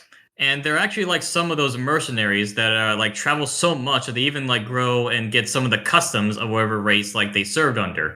Like there are plenty of ogre and what they're called is called the man eaters, and those are really esteemed ogre mercenaries that travel far and wide and like tell so many tales or bring so many gifts or just trophies back to the ogre tribe to just show off to them. Oh, Like you've seen some of okay. the how those man eaters like how they all look like pirates, but in lore like they could look way more varied. Like there are some that are pirates, like they served in Talea or Sartosa, sort of naval places like that. But there are also some that are like, some ogre mercenaries that served under dwarves, and therefore like their axes look almost like Gromril or more dwarven made stuff, right? Or even like trying to grow beards that just clad onto them. Or there are some that Oh, like worked for some dwarves, therefore have like crude slapped on metal armor or things. Or my personal favorite is like, what about some ogres that work for savage orc tribes and are just completely naked except for some body paint that actually oh, work? okay. Well, I mean, Hmm. so these guys are again very like we said that they were supposed to be sort of adaptable, similar to the humans, but these guys have Hmm. literal genetic mutations based on who they spend enough time around. Well, not genetic mutations, but they do adapt and they even like take on some of the customs of their employers, especially if they have good relationships with them. Oh, okay. So being like, oh, I've hung around the dwarfs long enough, I'm actually becoming like now grudges have a place in my Mhm. mind. In fact, do me another thing. Look up ogre man eaters and tell me what comes up with Google Images. There's one particular model that just has a hilarious and stupid background to it. Let's see what comes up for my images here. So if you don't What find the one, fuck? just I let me see know. like Captain Barbosa with a big ass anchor. Yeah, that's like one of the images there. But there's one particular that I'm sure will absolutely stand out for you. I mean, that dude's very Mongolian looking. There's a dude with a rolling pin. Oh yeah, there it is. Like the one with the rolling pin. There's actually like a really funny backstory to it, where there was like an ogre mercenary that was in an empire town, right? And so he was just like prancing about, maybe seeing like how the culture is there, or I guess just Mm-hmm. trying to find what food is there. And he actually saw like one empire wife beating the shit out of her husband with a rolling pin. And so the ogre was looking and was like, oh, that woman is actually stronger than the guy, huh? I wonder if that rolling pin has something to do with it. So then he just adapted and decided to use a big ass rolling pin because he thought like that was a primary weapon of humans. This rolling pin has magical powers. I will adopt it. My Exactly. God, Yeah. that's amazing. I love how that's a mini. Yeah. That's perfect. Yeah, these guys like the man eaters have all manner of weird ass weapons going for them. Oh yeah, like some of them have big ass ogre pistols, long swords, hammers, whatever. The Yeah, whole point is yeah. that they're like they traveled so much that they sort of like take their customs of their employers and bring them back. Like I'm sure you've seen some that are like empire man eaters that have like big ass Sigmar hammers too. Yeah, I see some with hammers, like Sigmar looking hammers. I see some with anchors because these guys are like pirate themed. Mm-hmm. So these dudes are just like they're just mercenaries, just like whatever we're given, like we'll work with. Oh, I mean, you also know about the ogre ninja one, right? Yeah, the Essen assassin one. Yeah, I've seen that one too. Yeah, like, cause that guy worked for the Skaven, especially Eshin, and realized that he could be sneaky. Yeah, In fact, yeah, like, to a limited degree. yeah, he even said like a fat shadow, like being a thing. That's perfect. Oh my Okay, god. These guys are awesome. unless I love these. unless I'm missing something, I think that covers like majority of the ogre roster. It's even the Noblars too, with how they work. Oh yeah, and like another thing as well, like there's one particular Noblar unit that just has a hilarious thing. So of course the Noblars are the slave caste of the ogre society, and so they try their best to appease their ogre masters, like being good servants or just being good entertainers for them, right? Yeah, yeah. So one thing that the Noblars did to appease their ogre masters was pig jousting, in which they actually get on the pigs and almost do like Bretonian knight joustings for them Oh my in front of them. god. Okay. Yeah, but the thing about them is that when the ogres stop, like, hey, maybe you could use that in battle. The issue is that the pigs are like easily scared and would just run off with the Noblar still on top of them. And this got so frustrating that the Noblar said, "Fuck it, I'm just gonna use something else." So that's how the Noblar pigback riders came, of just a Noblar on top of another Noblar to be a quote unquote cavalry unit. Yeah, and just riding in and just trying to do their best charge move that they could. Yeah, I've seen those guys. That's pretty funny. I didn't know that was the background of it though. Oh yeah. Oh, and one more unit as well. Let me just see what the unit was called there. Oh god. I'm sure you've seen the Iron Blaster before, right? Ah, yes, that's the dude that just has a cannon for a shotgun. Yeah, in fact, the whole shtick was like, I forget which ogre it was. I'm sure there's some lore, but it's somewhere. He actually ventured up to like the original Sky Titan castles, the ruins of them, just to see like if he could pick out anything that weird or just interesting for them. Although like a scavenger, right? Yeah. And so he came back with a big ass cannon, one of the cannons that Sky Titans actually used in defense in the War in the Sky. And he and the tribe decided to like implement that and just mount it on top of a giant Rhinox to be like a giant cannon chariot. And that's how the unit came to be. Oh my god. Okay. So it's the war wagon, like the Empire war wagon on the proportions of ogres. But way beefier. Which also reminds me, one other unit, which again, apologies guys, and just trying to keep track of everything. You know about the Iron Blasters too, right? Iron Blasters. Is that different from the guys you just mentioned? Yeah, the Iron Blasters are the guys with the cannons, almost kind of like shotguns. Yeah. All right, hang on, not Iron Blasters. Let me see what they were called. Oh, these are the No. Sorry, I got the wrong thing. Lead Belchers. That's what they're called. Yeah. Iron Blaster was like the Iron Blaster was the actual thing that was like a cannon on a boar, and then lead belchers are the guys that have like they have cannons as shotguns. Yeah, so the whole point is that those are Sky Titan cannons, so really big, whereas the lead belchers usually like regular like standard human or dwarf cannons, a la like shotguns, in which like they just push in whatever sort of scrap metal or just crap that they can and just see how it goes when they blast it. And it's actually said that a veteran Iron Blat or a veteran lead belcher has to have like a few limbs or an eye missing to show his prowess with the cannon. Because accidents tend to happen. Why not? So, oh my god. Okay, I've learned a lot about these dudes in a way that's like my perspective of them has changed quite a bit. And the thing about the lead belchers is that if you think you can like sort of charge them with cavalry units, kind of like a similar range weapon, remember it's still a big ass ogre that can use the cannon as a makeshift club on you. Yeah, so even if you get close, just being like boom, you're out of commission, you're done. Yep. So okay, so what's surprising to me is that these dudes have actually like a certain amount of ingenuity of like they have sort of the intuition to look for new stuff and go, how can we use it? They lack the knowledge to recreate it, so they use other races to recreate it for the most part. Yeah, like either getting those weapons from places or more than likely just stealing and looting from them. Right. Because I always saw these guys as like really, really stupid. They don't seem actually quite as dumb as I thought originally. Well, again, they're not like as intelligent as the elves or the humans, but they do have to be smart, especially in the environment they're in. Like, if you're a really dumb ogre trying to take on a Mornfang or like a Rhinox, you're going to be dead instantly. You have to be at least somewhat knowledgeable on how to tame or to kill those beasts. Well, yeah, because these guys' whole shtick is that like they could be probably surprisingly educated and intelligent, but they have, the world's worst eating disorder on steroids. So yeah, pretty much. That would do it to most people. Okay. Reverse Skaven. Well, I guess Skaven are always hungry too, but these guys, like, Skaven can survive on like a few like gnaws of corn and be like, we're good for the next month. These guys are constantly needing to eat. They're constantly just throwing themselves into battle. Yeah, for the most part, they're not really concerned with like world domination or anything. They're just going around eating stuff. Well, I'm sure they think of themselves as a superior race and that they want to eat everything, of course. But Sure, that's pretty much like as much as their ambitions really go. sure, for the As sake of them all.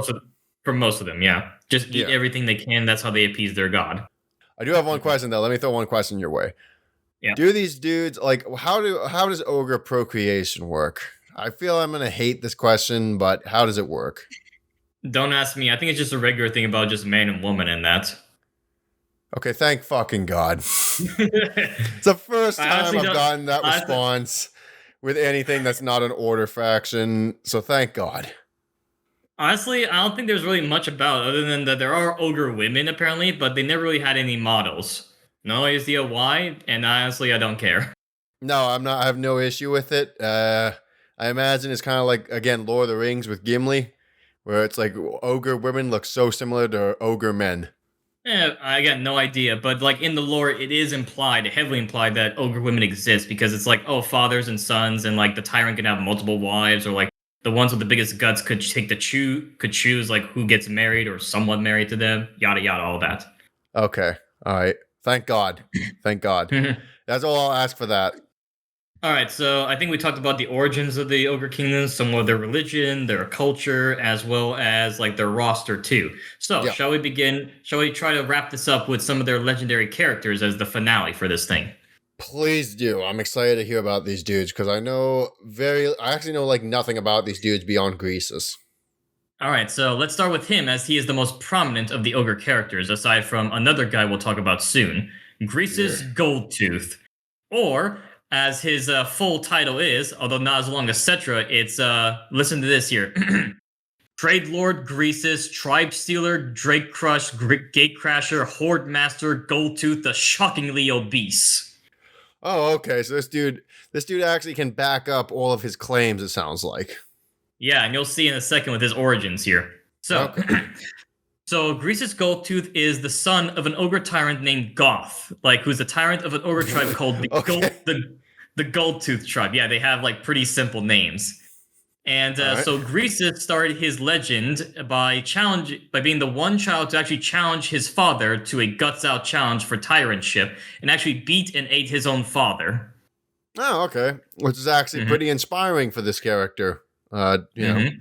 All things So considered. that so thus he became the tyrant of the Goldtooth tribe, which was already the richest tribe in the Mountains of Morn due to their liking for gold as a commodity, because they realized that by having gold, you can actually use that in order to purchase food rather than just like, bashing the head of the shopkeeper, eating him and taking his stuff.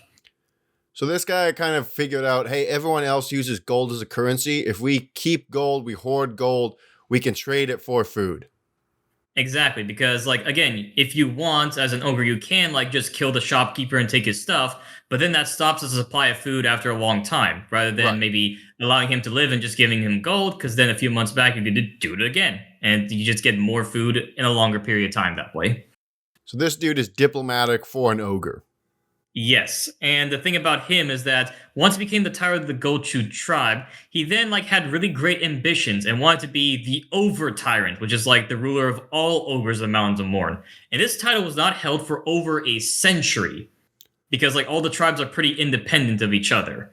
So Greasus decided to start this out by demanding taxes from all the other tribes, which of course like most tribes did not agree to, being like, who the fuck is this upstart here? Right. So, okay, this is sort of this is a weird reference, but it's like how the title of King of All England back in the day was like something that was something of fable. And this guy's like, no, I'm going to make it a reality. The Britwalder, I think was the name. Right, yeah. So he decided to like demand taxes and tributes from all the other tribes. So and they were like, okay, well you're just an upstart guy, so we're not going to listen to you. Fuck off. Yeah. So Greasus actually went on multiple adventures to prove his worth. With starting with one tribe, there's no need for the name of this one here, but one tribe that actually lives pretty close to the Gochu tribe. So he decided to like take a visit to them, but not directly to their camp. Because here's the thing. He decided to like venture to their territory while they were in the middle of a like a midwinter feast. So, having a good time, being outside, drinking, eating, all that sort of stuff. So Right. Greasus, what he did was that he climbed the slopes of the mountain, like near this tribe, like because they're sort of like down the valley or the plateau underneath this mountain here. And so what Greasus did is that then he decided to give out the biggest bellow he can, as well as slamming his fist against the mountain, and then causing massive avalanche to go by and just completely bury and kill this tribe outright. Okay, and this is not like, this is actually what happened. This is not like Greasus's version of events. This is what actually occurred. No, this actually happened here, yeah. Okay, why not? It's ogres, it's for the memes, why not? Yeah, I mean, they refuse to pay taxes, so it's like, okay, here's a giant avalanche on your head. Goodbye. Yeah. I belch in your direction. Get fucked. So then, what happened afterwards is that along his, adventure to prove his worth as the Over-Tyrant, he also single-handedly slayed a giant ice drake called Yorgal, earning the title of Drake Crush amongst the ogres. Right. Another one, he also smashed down the gates of a dwarven mine in the Mountains of Morn with his own bare hands, therefore earning the title of Gatecrasher. Right. So again, this dude is just being like, there's anything in my way, I'm just going to brute force my way through it and just gather up titles like I'm collecting stamps. Now again, he wasn't always that. He was a bit smarter than the average ogre, in which case, other tribes, he didn't have to beat them to death. He could also diplomat them with telling them how gold works, or maybe offering them a little bit of food to grease the wheels here and there, while still establishing himself as the big boss. Then comes the story of how he subjugated the tribe. Doesn't matter the name, but it's led by a tyrant named Gut Badmouth. Okay. Okay. Sure. Yeah, so Greasus visited this tyrant, Gut Badmouth, at one of his feasts as he just strolled up to the tyrant and issued a guts out challenge to him. However, yes, run it back. However, at the time of the story, Gut Badmouth was actually way bigger than Greasus at this time, and therefore had a really big chance of winning this guts out. But Greasus had a plan in mind. So the whole point is that with the guts out challenge is that both people descend around the same time to the fight pit, right? Right. But Greasus, while Gut was going down and climbing the ladder or whatever, going down to the mob pit, Greasus had a bit of an excuse in order to delay a bit of time as his opponent went down to the pit. Then, as he saw that Gut was directly below him, while Greasus was sort of on the edge of the mob pit, he then jumped and then did a giant belly flop and landed directly on Gut's head, therefore cracking and breaking his neck instantly. Okay, again, so a little bit of brutal cunt in there then. Yeah, so again, Gut Badmouth was already way bigger than Greasus, in which Greasus realized he had no chance against him. But he said, I'm just gonna let him go down first and belly flop all the way down, because he technically killed the guy in the mob pit there. And of course, there were plenty of other ogres that said, "Oh, you fucking cheater! That's bullshit right there." To which Greasus, while he was eating the corpse of Gut Badmouth with blood dribbling from his chin, issued challenges to anyone who had an issue with him being the tyrant, the over-tyrant. Which, there were maybe 3 or 4 that came down to try to give him a piece of his mind, but Greasus beat all of them and then ate all those corpses all in one night. Well, because I'm assuming this dude that he fought was still big, but Greasus was strong enough to stand against 90% of ogres, just not this particular dude. Oh yeah, definitely. And like I said, this was still a young Greasus in the making here. He just uses brutal cunning to use physics in his way to land directly on his head, breaking his neck. Right. And then just, whatever other losers want to come down here and take me on, go for it. So again, Greasus was getting his rise of Over-Tyrant. And during his time, another thing they also did is that he got his hands on an artifact called the Scepter of Titans. That really big golden mace he has. Yeah. It actually imbued him with the same might as a Sky Titan of all things. So when he punches, it's not an ogre, it's a fucking Sky Titan that's in the punch. Holy shit. Okay, so the more you're describing this dude, the more I'm just all right, so this is the guy that Grimgor fought and beat in the end times. I'm yeah, that's a big deal. Yeah. And in fact, I think I remember Grimgor managed to get that Scepter of the Titans out of his hand and just beat Greasus to death with it. Typical Grimgor. Okay. Mm-hmm. Another reason why Greasus rose to fame is that not only did he impose a bunch of taxes on there, being the go-to tribe, he also put a crap ton of tariffs in the trade caravans and the trade routes on the Ivory Road for anyone who wanted to go to Cathay. So it's oh, you want to go through? Pay up the tariffs, bitch. Well, because the other alternative was literally that, I'm going to have my guys just eat whoever comes by, and then no one's going to come through here. This guy had the wherewithal to go, no, let's make a trade deal. Because it used to be before Greasus took in charge was that you could hire a bunch of ogre mercenaries to help you out in case a really ravenous tribe tries to descend on you, or the Chaos Dwarves decide to get some stuff from you. But at least with Greece, it's a bit more secure as long as you pay up. And he even imposed on other tribes saying, like, hey, any caravans down there, do not kill them unless they offer money. I mean, if they offer money, do not kill them. If they don't, go ahead. Yeah, no, this is our official group. Don't mess with them. This is my territory. Get lost. So at this point, it's just gang warfare, basically. Yeah, almost like gang warfare, being like, you see, we're just offering you protection, good Empire man. Just cuff up the goods. Yeah, this is my turf. You don't come in here asking questions. Capiche? He also got his hands on a crown called the Over Tyrant's Crown. It was a gift from the Empire that they forged for him, in which once he wears it, he actually gains the same intelligence as a human, making him a genius amongst the ogres. Oh, what? Okay. So what was this given to him as a means of please don't fuck with us? Please don't fight us. More than likely, yeah. Okay. Mm-hmm. Sure. Well, I mean, that's smart. So now going down to Greece, we come to the biggest part of his story here, called the Battle of the Firemouth. So, as you remember, ogres hold dominion over the Mountains of Morn, but there was a time where some new competition came to their domain and nearly beat them. Right. This was a great orc wall led by a really cunning and brutal black orc called Orc Ironskull, one of the biggest, strongest, and smartest black orc war bosses ever to have lived. And he decided he wanted to make the Mountains of Morn his new stomping grounds. And he went about slaughtering many ogres, improving his mettle and killing large creatures. The thing about Urk is, like I said, he's really damn smart. He knew how to kill the ogres and then knew how to outsmart them too. He actually understood how the ogres work and how their culture was too, and their religion. Right, so it's not just a thing of this guy's smart for an orc. He's just an intelligent creature. Mm-hmm, because he actually knew about what the gods of the ogres were. So he decided that if he wanted to gain dominion of the Mountains of Morn, what he did was that he forced marched his wall directly to the Firemouth itself, took out whatever tribe was there, and then laid domain and took control of the entire Firemouth. Now imagine back in medieval times, some new force come by and take on Jerusalem or Rome. That would piss off a lot of Christian people, wouldn't it? Sure thing. Yeah, it definitely would. Yeah, so the ogres obviously were pissed that even though it's a minor god to them compared to the Maw, it's still a god that they worship and cherish. And they're like, oh, well, fuck you. I'm going to come and kick your ass. And again, this was something that holy ground. And this was something that Urk knew was a big risk, because by doing that, it would actually unite all the ogres. But if he actually was able to take them out, then the orcs and goblins would claim dominion to this Mountains of Morns here. Right. And the thing was that he actually had a plan going forward, because again, it's a big-ass volcano. So what he did was he actually fortified the place a bit and set it up so that way he would have the uphill advantage if the ogres came by to them. Ah, okay. So, I have the high ground, Anakin. Exactly. So the ogre, united army under Grease's Goldtooth actually came by, because Greases realized if he could do this bout here, then nobody would question him being over tyrant. If you were to do this, especially with reclaiming or taking the ground back for their god.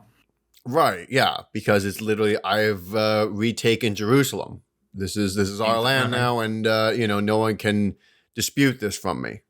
So what he did was that he amassed a giant ogre united army. Now, Urk realized that there were plenty of ogres, but there were way more orcs and goblins that they have. But it's still it looked almost even match. But there was something that Urk had planned. So what he did was that he had his entire forces, his entire wall on the upslope, the uphill slopes of the Firemouth. He had it so that way the goblins would be in the front row.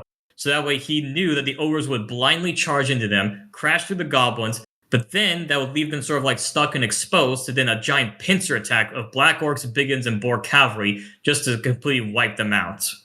Ooh, okay. So yeah, he had it planned out, being try it, see what happens. Now the thing is that when Greasus and his entire united army came by, there were plenty of tyrants and lesser tribes that just immediately started charging towards the slope of the Firemouth, and almost came into contact with the goblins. But Greasus, being the intelligent guy, actually realized what was going on and then bellowed so loud they actually got them to stop and be like, okay, every one of the tyrants, come to my tent. We're having a war council right now. And so they all came by and to discuss a plan of what exactly to do. And they realized that it's a pretty risky battle, since the orcs do have a big advantage being uphill and having way more numbers that could surround all these ogres here. And mind you, this is a big ass ogre force, probably not the like since until the end times for this one here. And it was said that their stomping and their moving was so loud that the Dark Elves of Nagaron could hear their stomping. Holy shit! Okay. Yeah, again, I'm sure that's an exaggeration, but just imagine like hearing the hooves and like the thunder of their movement going forward. Yeah, the elves and the Skaven and all the goblins, like anything underneath the mountains, were like, what the hell is happening? So Greasus and the others decided to have a plan where they would charge uphill, but different than actually having the ogre bulls go forward. Instead, what they did was that they had their war beast go forward first, instead to go with the goblin lines, and then like sort of fill the gaps with regular ogre warriors and bulls. And the thing about this plan is that it actually worked way better than expected, because by having big ass like Mournfang cavalry, Stonehorns, Thunder Tusks going to the goblin lines, the goblins immediately shit their pants and just ran for the hills immediately. Yeah, as anyone in that situation would. Yeah, so the beasts actually got like pretty far into the wall lines, reaching the Black Orc center. And unfortunately, when they stopped, that's when the Black Orcs with Orc Iron went to chopping business. Right, everything kind of hit a stone wall at that point, I'm guessing. Yeah, but even with the beasts, like they still got like a big chunk of the walls to just immediately break, to which then the ogre bulls and warriors then like sort of try to fill the gaps as much as possible to at least have a good holding line, or at least to crush them here. And so it was that then the battle was like going on for a while. Like you can imagine like ogres immediately charging, belly flopping on orcs, or orcs like chopping down some ogres like in really kick-ass ways here and there. Especially with Orc Ironskull, who was like really adept at taking down ogres, especially with great weapons or like dual wielding stuff. Well, yeah, this sounds like it's like the combined forces of two big ass factions facing off against one another. So, and mind you about this here, Urk Ironskull being like one of the smartest Black Orcs, he matched like probably one of the biggest walls ever seen in the world, probably rivaling like the same one that Sigmar fought in the Blackfire Pass in size. Right. Oh, Jesus. Okay, that big. Okay. Yeah. So even though like Greasus' plan worked very well, the ogre army was still completely surrounded by the green-skinned Wa there, like completely surrounded by them, and they were still fighting tooth and nail to try to like see what could happen. Right. So what happened then is that when Urk Ironskull was finished slaughtering all the war beasts, he then saw Greasus there and immediately like charged straight at him, issuing a giant challenge to Greasus and being like, "Oi, I'm gonna take you down, you fat blubber idiot." Yeah, you're mine, you big bastard. To which Greasus then seeing the orc war boss being like, "Okay, come at me, bro," as he actually laid down his weapon and had his arms wide open to receive him. To which then Urk Ironskull actually like lunged towards him and put his choppers straight into Greasus' chest. But mind you, that the ogre's like major organs are in their guts, not in their chest. Yep. So upon falling into the trap, then Greasus immediately closed his arms around Urk and gave him the biggest bear hug ever and started squeezing. I thought you were going to say that. And squeezing until you can hear like armor and bones snap from Urk, and squeezing until you hear like a wet crunch as the guy dies. But Greasus still kept on squeezing and squeezing and squeezing until there's nothing but just like a giant green pancake of metal and flesh, with even like no bones or blood to come out of it. I know you're not a big anime dude, but I'm going to show you a scene after this from an anime called Overlord. And I've actually seen Overlord, not some of the recent stuff, but I think I've seen like the first 3 or 4 seasons of that. Oh, okay. Then you know exactly what I'm talking about from the first season, where he just hugs that one chick and just. Oh, yeah, it's kind of like that actually. Yeah, it is kind of like that there. I really do love Overlord. It's an awesome series. It is awesome. Yeah, it's a great series. But yeah, so that literally is what's happening right here, where he just hugs this dude and just cracks his back in half and just keels over. Oh, okay. That's rough, buddy. Never stood a chance. And thus, like with the orc war boss dead, Greasus effectively cut the head from the snake as the entire wall army just completely fled, shitting their pants. And as the ogres like feasted and drank about this victory, then Greasus actually said a pretty rousing speech to them that's considered like pretty long and cumbersome by ogre standards. And here's what it is. "Today the orcs, tomorrow the world, let them all tremble." Oh, okay. That's it? Okay. Yeah, that's literally fucking it. Wild. But I mean, I guess by ogre standards, it's like, yes, that's Alexander leading his armies through the desert. Like, that's the equivalent of that. What do you think about Greasus' story? Well, I mean, yeah, I can understand how it's like, and at that point, dude just becomes like Lord of all ogres. I'm assuming at this point, it's literally a thing of his word is law, and the only way that you can fight it is to challenge him to a fight to the death, which no one is crazy enough to do. Yeah, that's how he cemented his role as over tyrant and becoming like I would argue probably the richest character in the entire Warhammer world, or like top 2 or 3. Really? Okay. Well, I mean, remember he's Trade Lord Grease's Gold Tooth, the guy who like imposes such high tariffs and taxes that nobody can really argue with him since he has access to the Ivory Road exclusively. That's true. He just bullies his way diplomatically into making everyone around him pay. So, yeah, that makes sense. Yeah. I mean, who else is richer than this guy besides like maybe Cetra? Yeah. Yeah. Well, I mean, maybe like some High Lord of Cathay, like maybe the Dragon Emperor, but I mean, beyond Okay, that. yeah, sure. Yeah, okay, we could argue Cathay too, sure. Yeah. Beyond that, like, yeah, I don't think so. I think that's pretty much it because, yeah, he's just bullying everyone into giving him their shit. That's Like, pretty I bet with wild. the amount of wealth he has, he makes plenty of dwarves absolutely jealous of him. Well, yeah, that was my next thinking was just being like the High Lord would be like just if you could take all this dude's gold, the army that they could raise. So that is for Greases here. Now we have like approximately like hang on, give me something like a count. Like probably 4 more legendary characters, but they have like a bit less story than Greases. He's the one that has the biggest story that I know of with the ogres. Right. So next up is the Prophet of the Great Maw, Scrag the Slaughterer. What do you know about Yes, this guy? all hook hands. So here's how his story begins. He was the great slaughter master of a tribe. Like it doesn't matter the tribe or the tyrant, but again, he was like probably like one of the greatest slaughter masters, or just a really good cook or butcher for this thing. And he does like really good work throughout his life. Until one night, like during a great feast, he serves the tyrant like a new recipe that he put together. However, the tyrant, upon eating this thing, realized that Scrag actually cooked up his favorite pet Noblar. Oh no.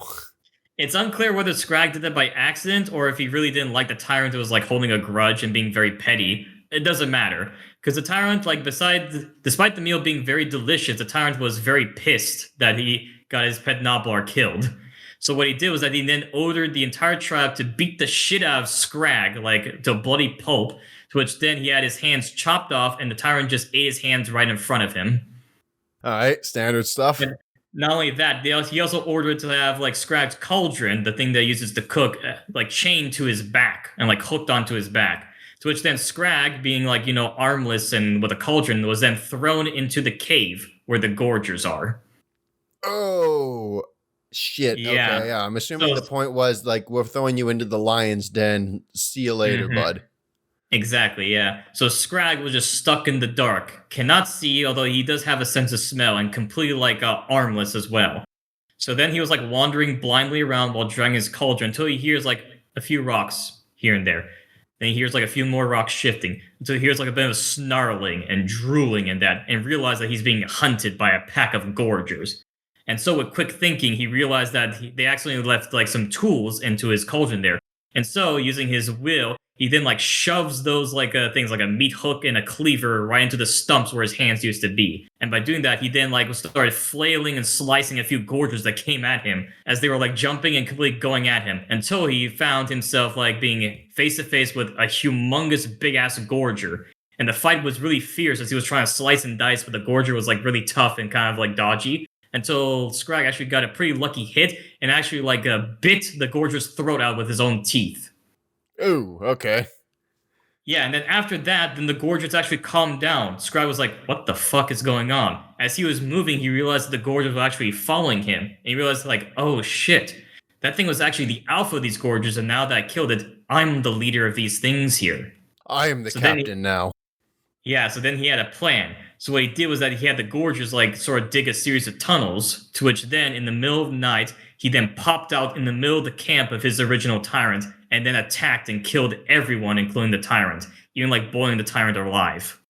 Okay, so this dude, he kind of pulled on the gas in the sense of like, I have these cannibalistic sort of, well, yeah, the gas had the crypt ghouls, and this guy has the gorgers being like, yeah, let's just take these guys out of commission and just in the midst of the night. And yeah, I rule over this stuff now. It's all mine.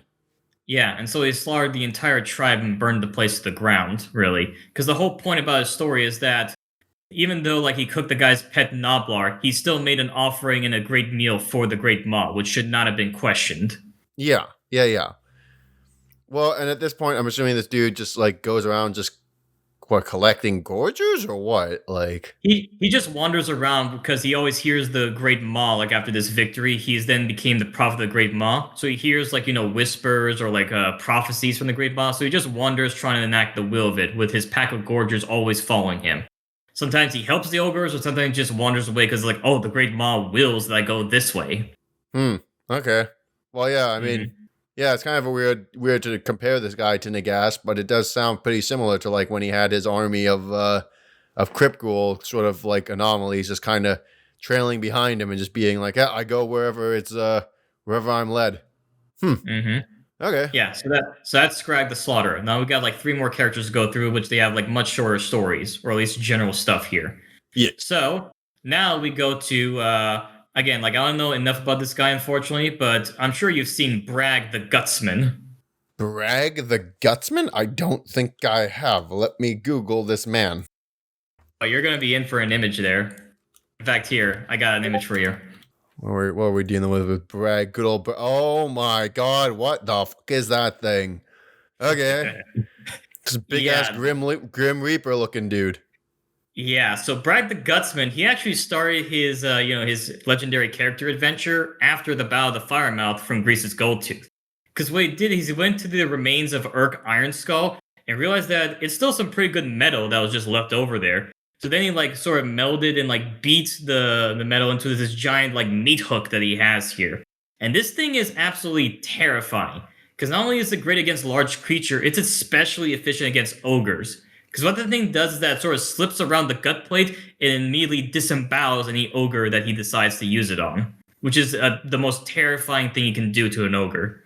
Well, that's a hit to the heart right there. That's a fatal blow. So not only a hit to heart, it's like you know how chimpanzees like sort of bully and humiliate each other. Yeah. Imagine like that, but like that's how it is in an ogre. Yeah, this is a humiliation ritual for them. Okay. Yeah, so therefore, like this guy never really leads any tribe, and no tribe accepts him. But he does. So he does also like wander around and helps the ogres here and there until like he is sort of like sort of questioned or persuaded just to fuck off because everyone is terrified of this guy. So this dude's not actually welcome amongst the other ogres. Not really, no. So he just wanders between tribes, helping out, doing his own shtick, and then just going elsewhere to see what he can do. Right. So this dude's a Baba Yaga of ogres. Baba Yaga, he's like the guy you don't want to make mad, otherwise he's gonna get you. Right. Pretty much almost like a Grim Reaper for ogres. There's a reason this dude is not in the game, because he would not be welcome. Actually, he is in the game of Warhammer 3. He's a legendary hero for the ogres. Oh, he is. Okay. He got added in. Okay. Again, like him, pretty basic story there. The next one is one that we sort of talked about in our Chaos Dwarf episode, the Gark Ironskin. Do you remember him? Yeah, that was the dude that had the big mechanical Rhinox, and he had the really good relations with the Chaos Dwarfs and stuff. Yeah, so I'll just do a really quick summary. He is the tyrant of the Ironskin tribe, who are really obsessed with metal. He has really good trade relations with the Chaos Dwarves, because, metal in exchange for, like, maybe slaves or food or whatever. And then eventually a Bretonnian crusade somehow get to his part of the Mountains of Morn. He was victorious, but then unfortunately his favorite Rhinox mount got skewered by a bunch of Bretonnian lances. Mm-hmm. And the Chaos Dwarves realized this, and being actually pretty good buddies for him, gave him a mechanical Rhinox mount as, like, to be like, oh, here you go, buddy. Sorry that your Rhinox died. Yeah, here's compensation for it. And that's how Gark Ironskin got on top a demonic Rhinox mount with perfect vigor. Which, sucks for those Bretonnian dudes. They gave him an upgrade, effectively. Pretty much, yeah. Now, the last character, and probably one of the oldest characters in Warhammer history, really. We have here, if you probably want to say it here, Golg Fang Maneater, if you want me to do that. Unless you want to say his actual name. Oh, yes. Good old Golg Censorship Maneater. Yes, okay. And his many versions throughout the years. Oh my god, that second one is really bad. Yeah, in fact, I think Golg, Censor Maneater is actually like the second oldest character in Warhammer history. Probably like right after Harry the Hammer, who then became Harold Hammerstorm. Oh, really? Oh, okay. Yeah, look it up. Like, that actually used to be the first named character, Harry the Hammer, who then eventually, like, got reworked to Harold Hammerstorm, the big chaos guy with the hammer. Right. Because I used to be the Warhammer back in the day. So that was how it all went back to that. So this dude is one of the original, just like ogre dude. Like, well, okay, you said oldest, and at first my brain went like, is this dude like as old as Cetra? Like, what are you telling me right now? I mean, like in the Warhammer, like continuity of lore wise, like he was like the second main character in the setting. Right, Really. right. Like until they reworked a bunch of stuff here and there, but he was there since the very beginning, like in England by a bunch of nerds putting together this thing. Yes, and by God, I'm glad that he's been upgraded since his original mini, because those first few are pretty. That second one in particular to me might be the worst. Like Yeah. he just is so like unimposing. The pose is just like he's just a dude. He's just there. He doesn't even look like he's ready to fight. He's just there. At least with the third one, at least it looks somewhat menacing for ogres. At least back then, at least that's how they looked in standard. Well, the first and the third one, at least they got like the first one's he's like, okay, obviously the proportions are a bit jank, but like he's got the weapon up. He's doing like his Tuscan Raider impression. The third one has got two weapons and he's got this mean grimace on his face. And the second one doesn't even look like he knows why he's there. Yeah. And of course, like with the more modern one, he has the big ass shark tooth display on him saying, like, come and get me, you cowards. Yeah, fight me, cowards. It's like, it's pretty intimidating looking dude. Okay, and another thing as well, and mind you, like I said, a lot of this stuff comes from various sources, like the Warhammer Wiki or plenty of YouTube videos. In which case, for Gold Sensor Maneater here, I got plenty of information from, shout out to Cody Bonds for his video on the Noob's Guide to this guy here, as I got plenty of like interesting details about him. So the thing about Gold Sensor Maneater is that he is probably the greatest adventurer in the world, a true man-eater. And here's some of the feats that he did here. He looted the elves' sacred island of Ulthuan. He survived a stroll through the ruins of Skavenblight. He guzzled more kegs of Bugman's 5X than any dwarves have ever seen, and even being personally decorated by Emperor Karl Franz.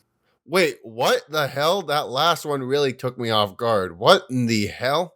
Yeah, he was personally decorated by Emperor Karl Franz. He probably did some great deed for the Empire as a mercenary during that time. And mind you, for people that don't know regarding the 5X for Bugman, whenever there's an X on alcohol, that means that how many times it's been distilled. Meaning that with 5X, that it was just pure freaking alcohol that he guzzled down. Yeah, that was just pure poison to most people. So, and this dude just chugged it like it was just another day, just water. Well, I just love how this dude went from being like Scourge of Ulthuan to like personal servant of the Empire, decorated servant to the Empire. That's insane. Yeah, because again, like he is the true embodiment of ogre mercenary, being like, I will work for anyone at any time as long as the price is right. Give me money. Give me money. And here's actually one story that is like so absurd, it's actually like interesting and actually leads to being a quest battle for his in Total Warhammer 3, because he's also like a new legendary lord that came by for the game here. So it actually started where he was employed by some orcs to take on some dwarves, specifically the dwarves of Karak Kadrin under Ungrim Iron Fist, the Slayer King himself. Oh shit, okay. Yeah. However, Golga Sensor Maneater and his retinue, during this time of employment under these like random orcs, decided to drink all the orcs' booze and eating their goblins and saying horrible like ear-wrenching songs. In which point, like the orc boss actually got so pissed off he said like to knock it off. So Golg Sensor Maneater decided being like, you know what, boss, I hear you. Here's my rebuttal to that. He actually ripped off the orc boss's arm and beat him to death with it. Okay. Be like, you don't like my singing? Fuck you. Don't like the singing or just me eating all your goblins? Fuck you. And so, like, then he and his ogres decided to turn coke and actually took employment of Ungrim after showing proof of the dead orc war boss through the arm that he used. And so, by having, like, Golg, Sensor Maneater, and Ungrim in the same army, they absolutely crushed this orc incursion. And Golg, and our buddy Golg was generously paid, but he decided, I don't think this is enough for what I did here. So he decided to actually steal the royal treasury of Karak Kadrin when the dwarves were not looking. And Ungrim did not forget this here. Yeah, Ungrim did not forget this here. Yeah. Yeah, eventually he got his run back on him, but we could discuss that perhaps for Ungrim's story, as it's more epic from his perspective. Sure, well, because from this guy's perspective, it's just another day. From Ungrim's perspective, it's the unforgivable grudge, which I'm sure lingered on for a while. Oh yeah, totally. And here's another. So that's about as much as I know about Gold Fang Meteor. Is just like put him in end setting, and I'm sure he could be there for any reason, like literally. And That here's the sounds thing like as well. His favorite food is actually halflings because they stuff themselves with so much cake and sweets so they taste the best to him. But you know what his second favorite food is? Elves?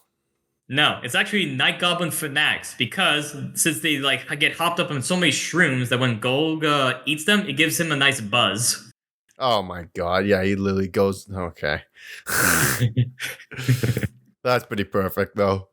So, unfortunately, like I think that's where things end with the Ogre Kingdoms as a whole, at least to my knowledge. I'm sure I missed plenty of things here, but that's all I got right there for as much as I can do. So, what do you think about the Ogre Kingdoms as a whole, or some of their characters, Mitch? Well, I didn't know about any of their characters really, so learning about that was pretty interesting, and learning about just their ingenuity was actually pretty surprising because I always had this impression being like these guys are just drooling morons that make the orcs look intelligent. They're actually only, slightly dumber than. It seems like they're only slightly dumber than the average human. Again, I would be probably dumb as dirt too if I had a ravenous hunger that never swelled. And, these guys are just fueled by pure testosterone. So, yeah, it makes sense that they're the way that they are. Excellent. Sounds good. Yeah, I mean, great coverage of everything, dude. Like like I said, I learned a great deal considering that originally my impression was just, yeah, these guys are just sledgehammers. So, way to turn my complete perspective 180 on these dudes. I knew nothing about the second god, by the way. That took me totally through a loop. I mean, yeah, there's a reason why the fire bills exist. Yeah, and they're pretty cool. They're pretty funny. I love how everything with the ogres is both like it's cool, but it's satirical. So that's pretty great. Yeah. So, any other questions regarding the Ogre Kingdoms as a whole before you take us home? I don't think off the top of my head. If anything comes up, I guess I can ask it another time. But yeah, I guess I think you covered everything I need to know. Shall I take us home? Sounds good, sir. All right. Well, in that case, thank you all so much for listening to this long episode, which we covered a great deal. I'm quite happy with this coverage. Again, shout out to Rad, doing a great job as always, covering all this stuff. And to everyone listening, please do consider becoming a sub if you are not yet. Consider leaving a like, and by all means, leave a comment. It all helps the channel just to give us some new ideas and something to work with. We love interacting with our community. And until then, we will talk to you all next time. Thanks so much and take care.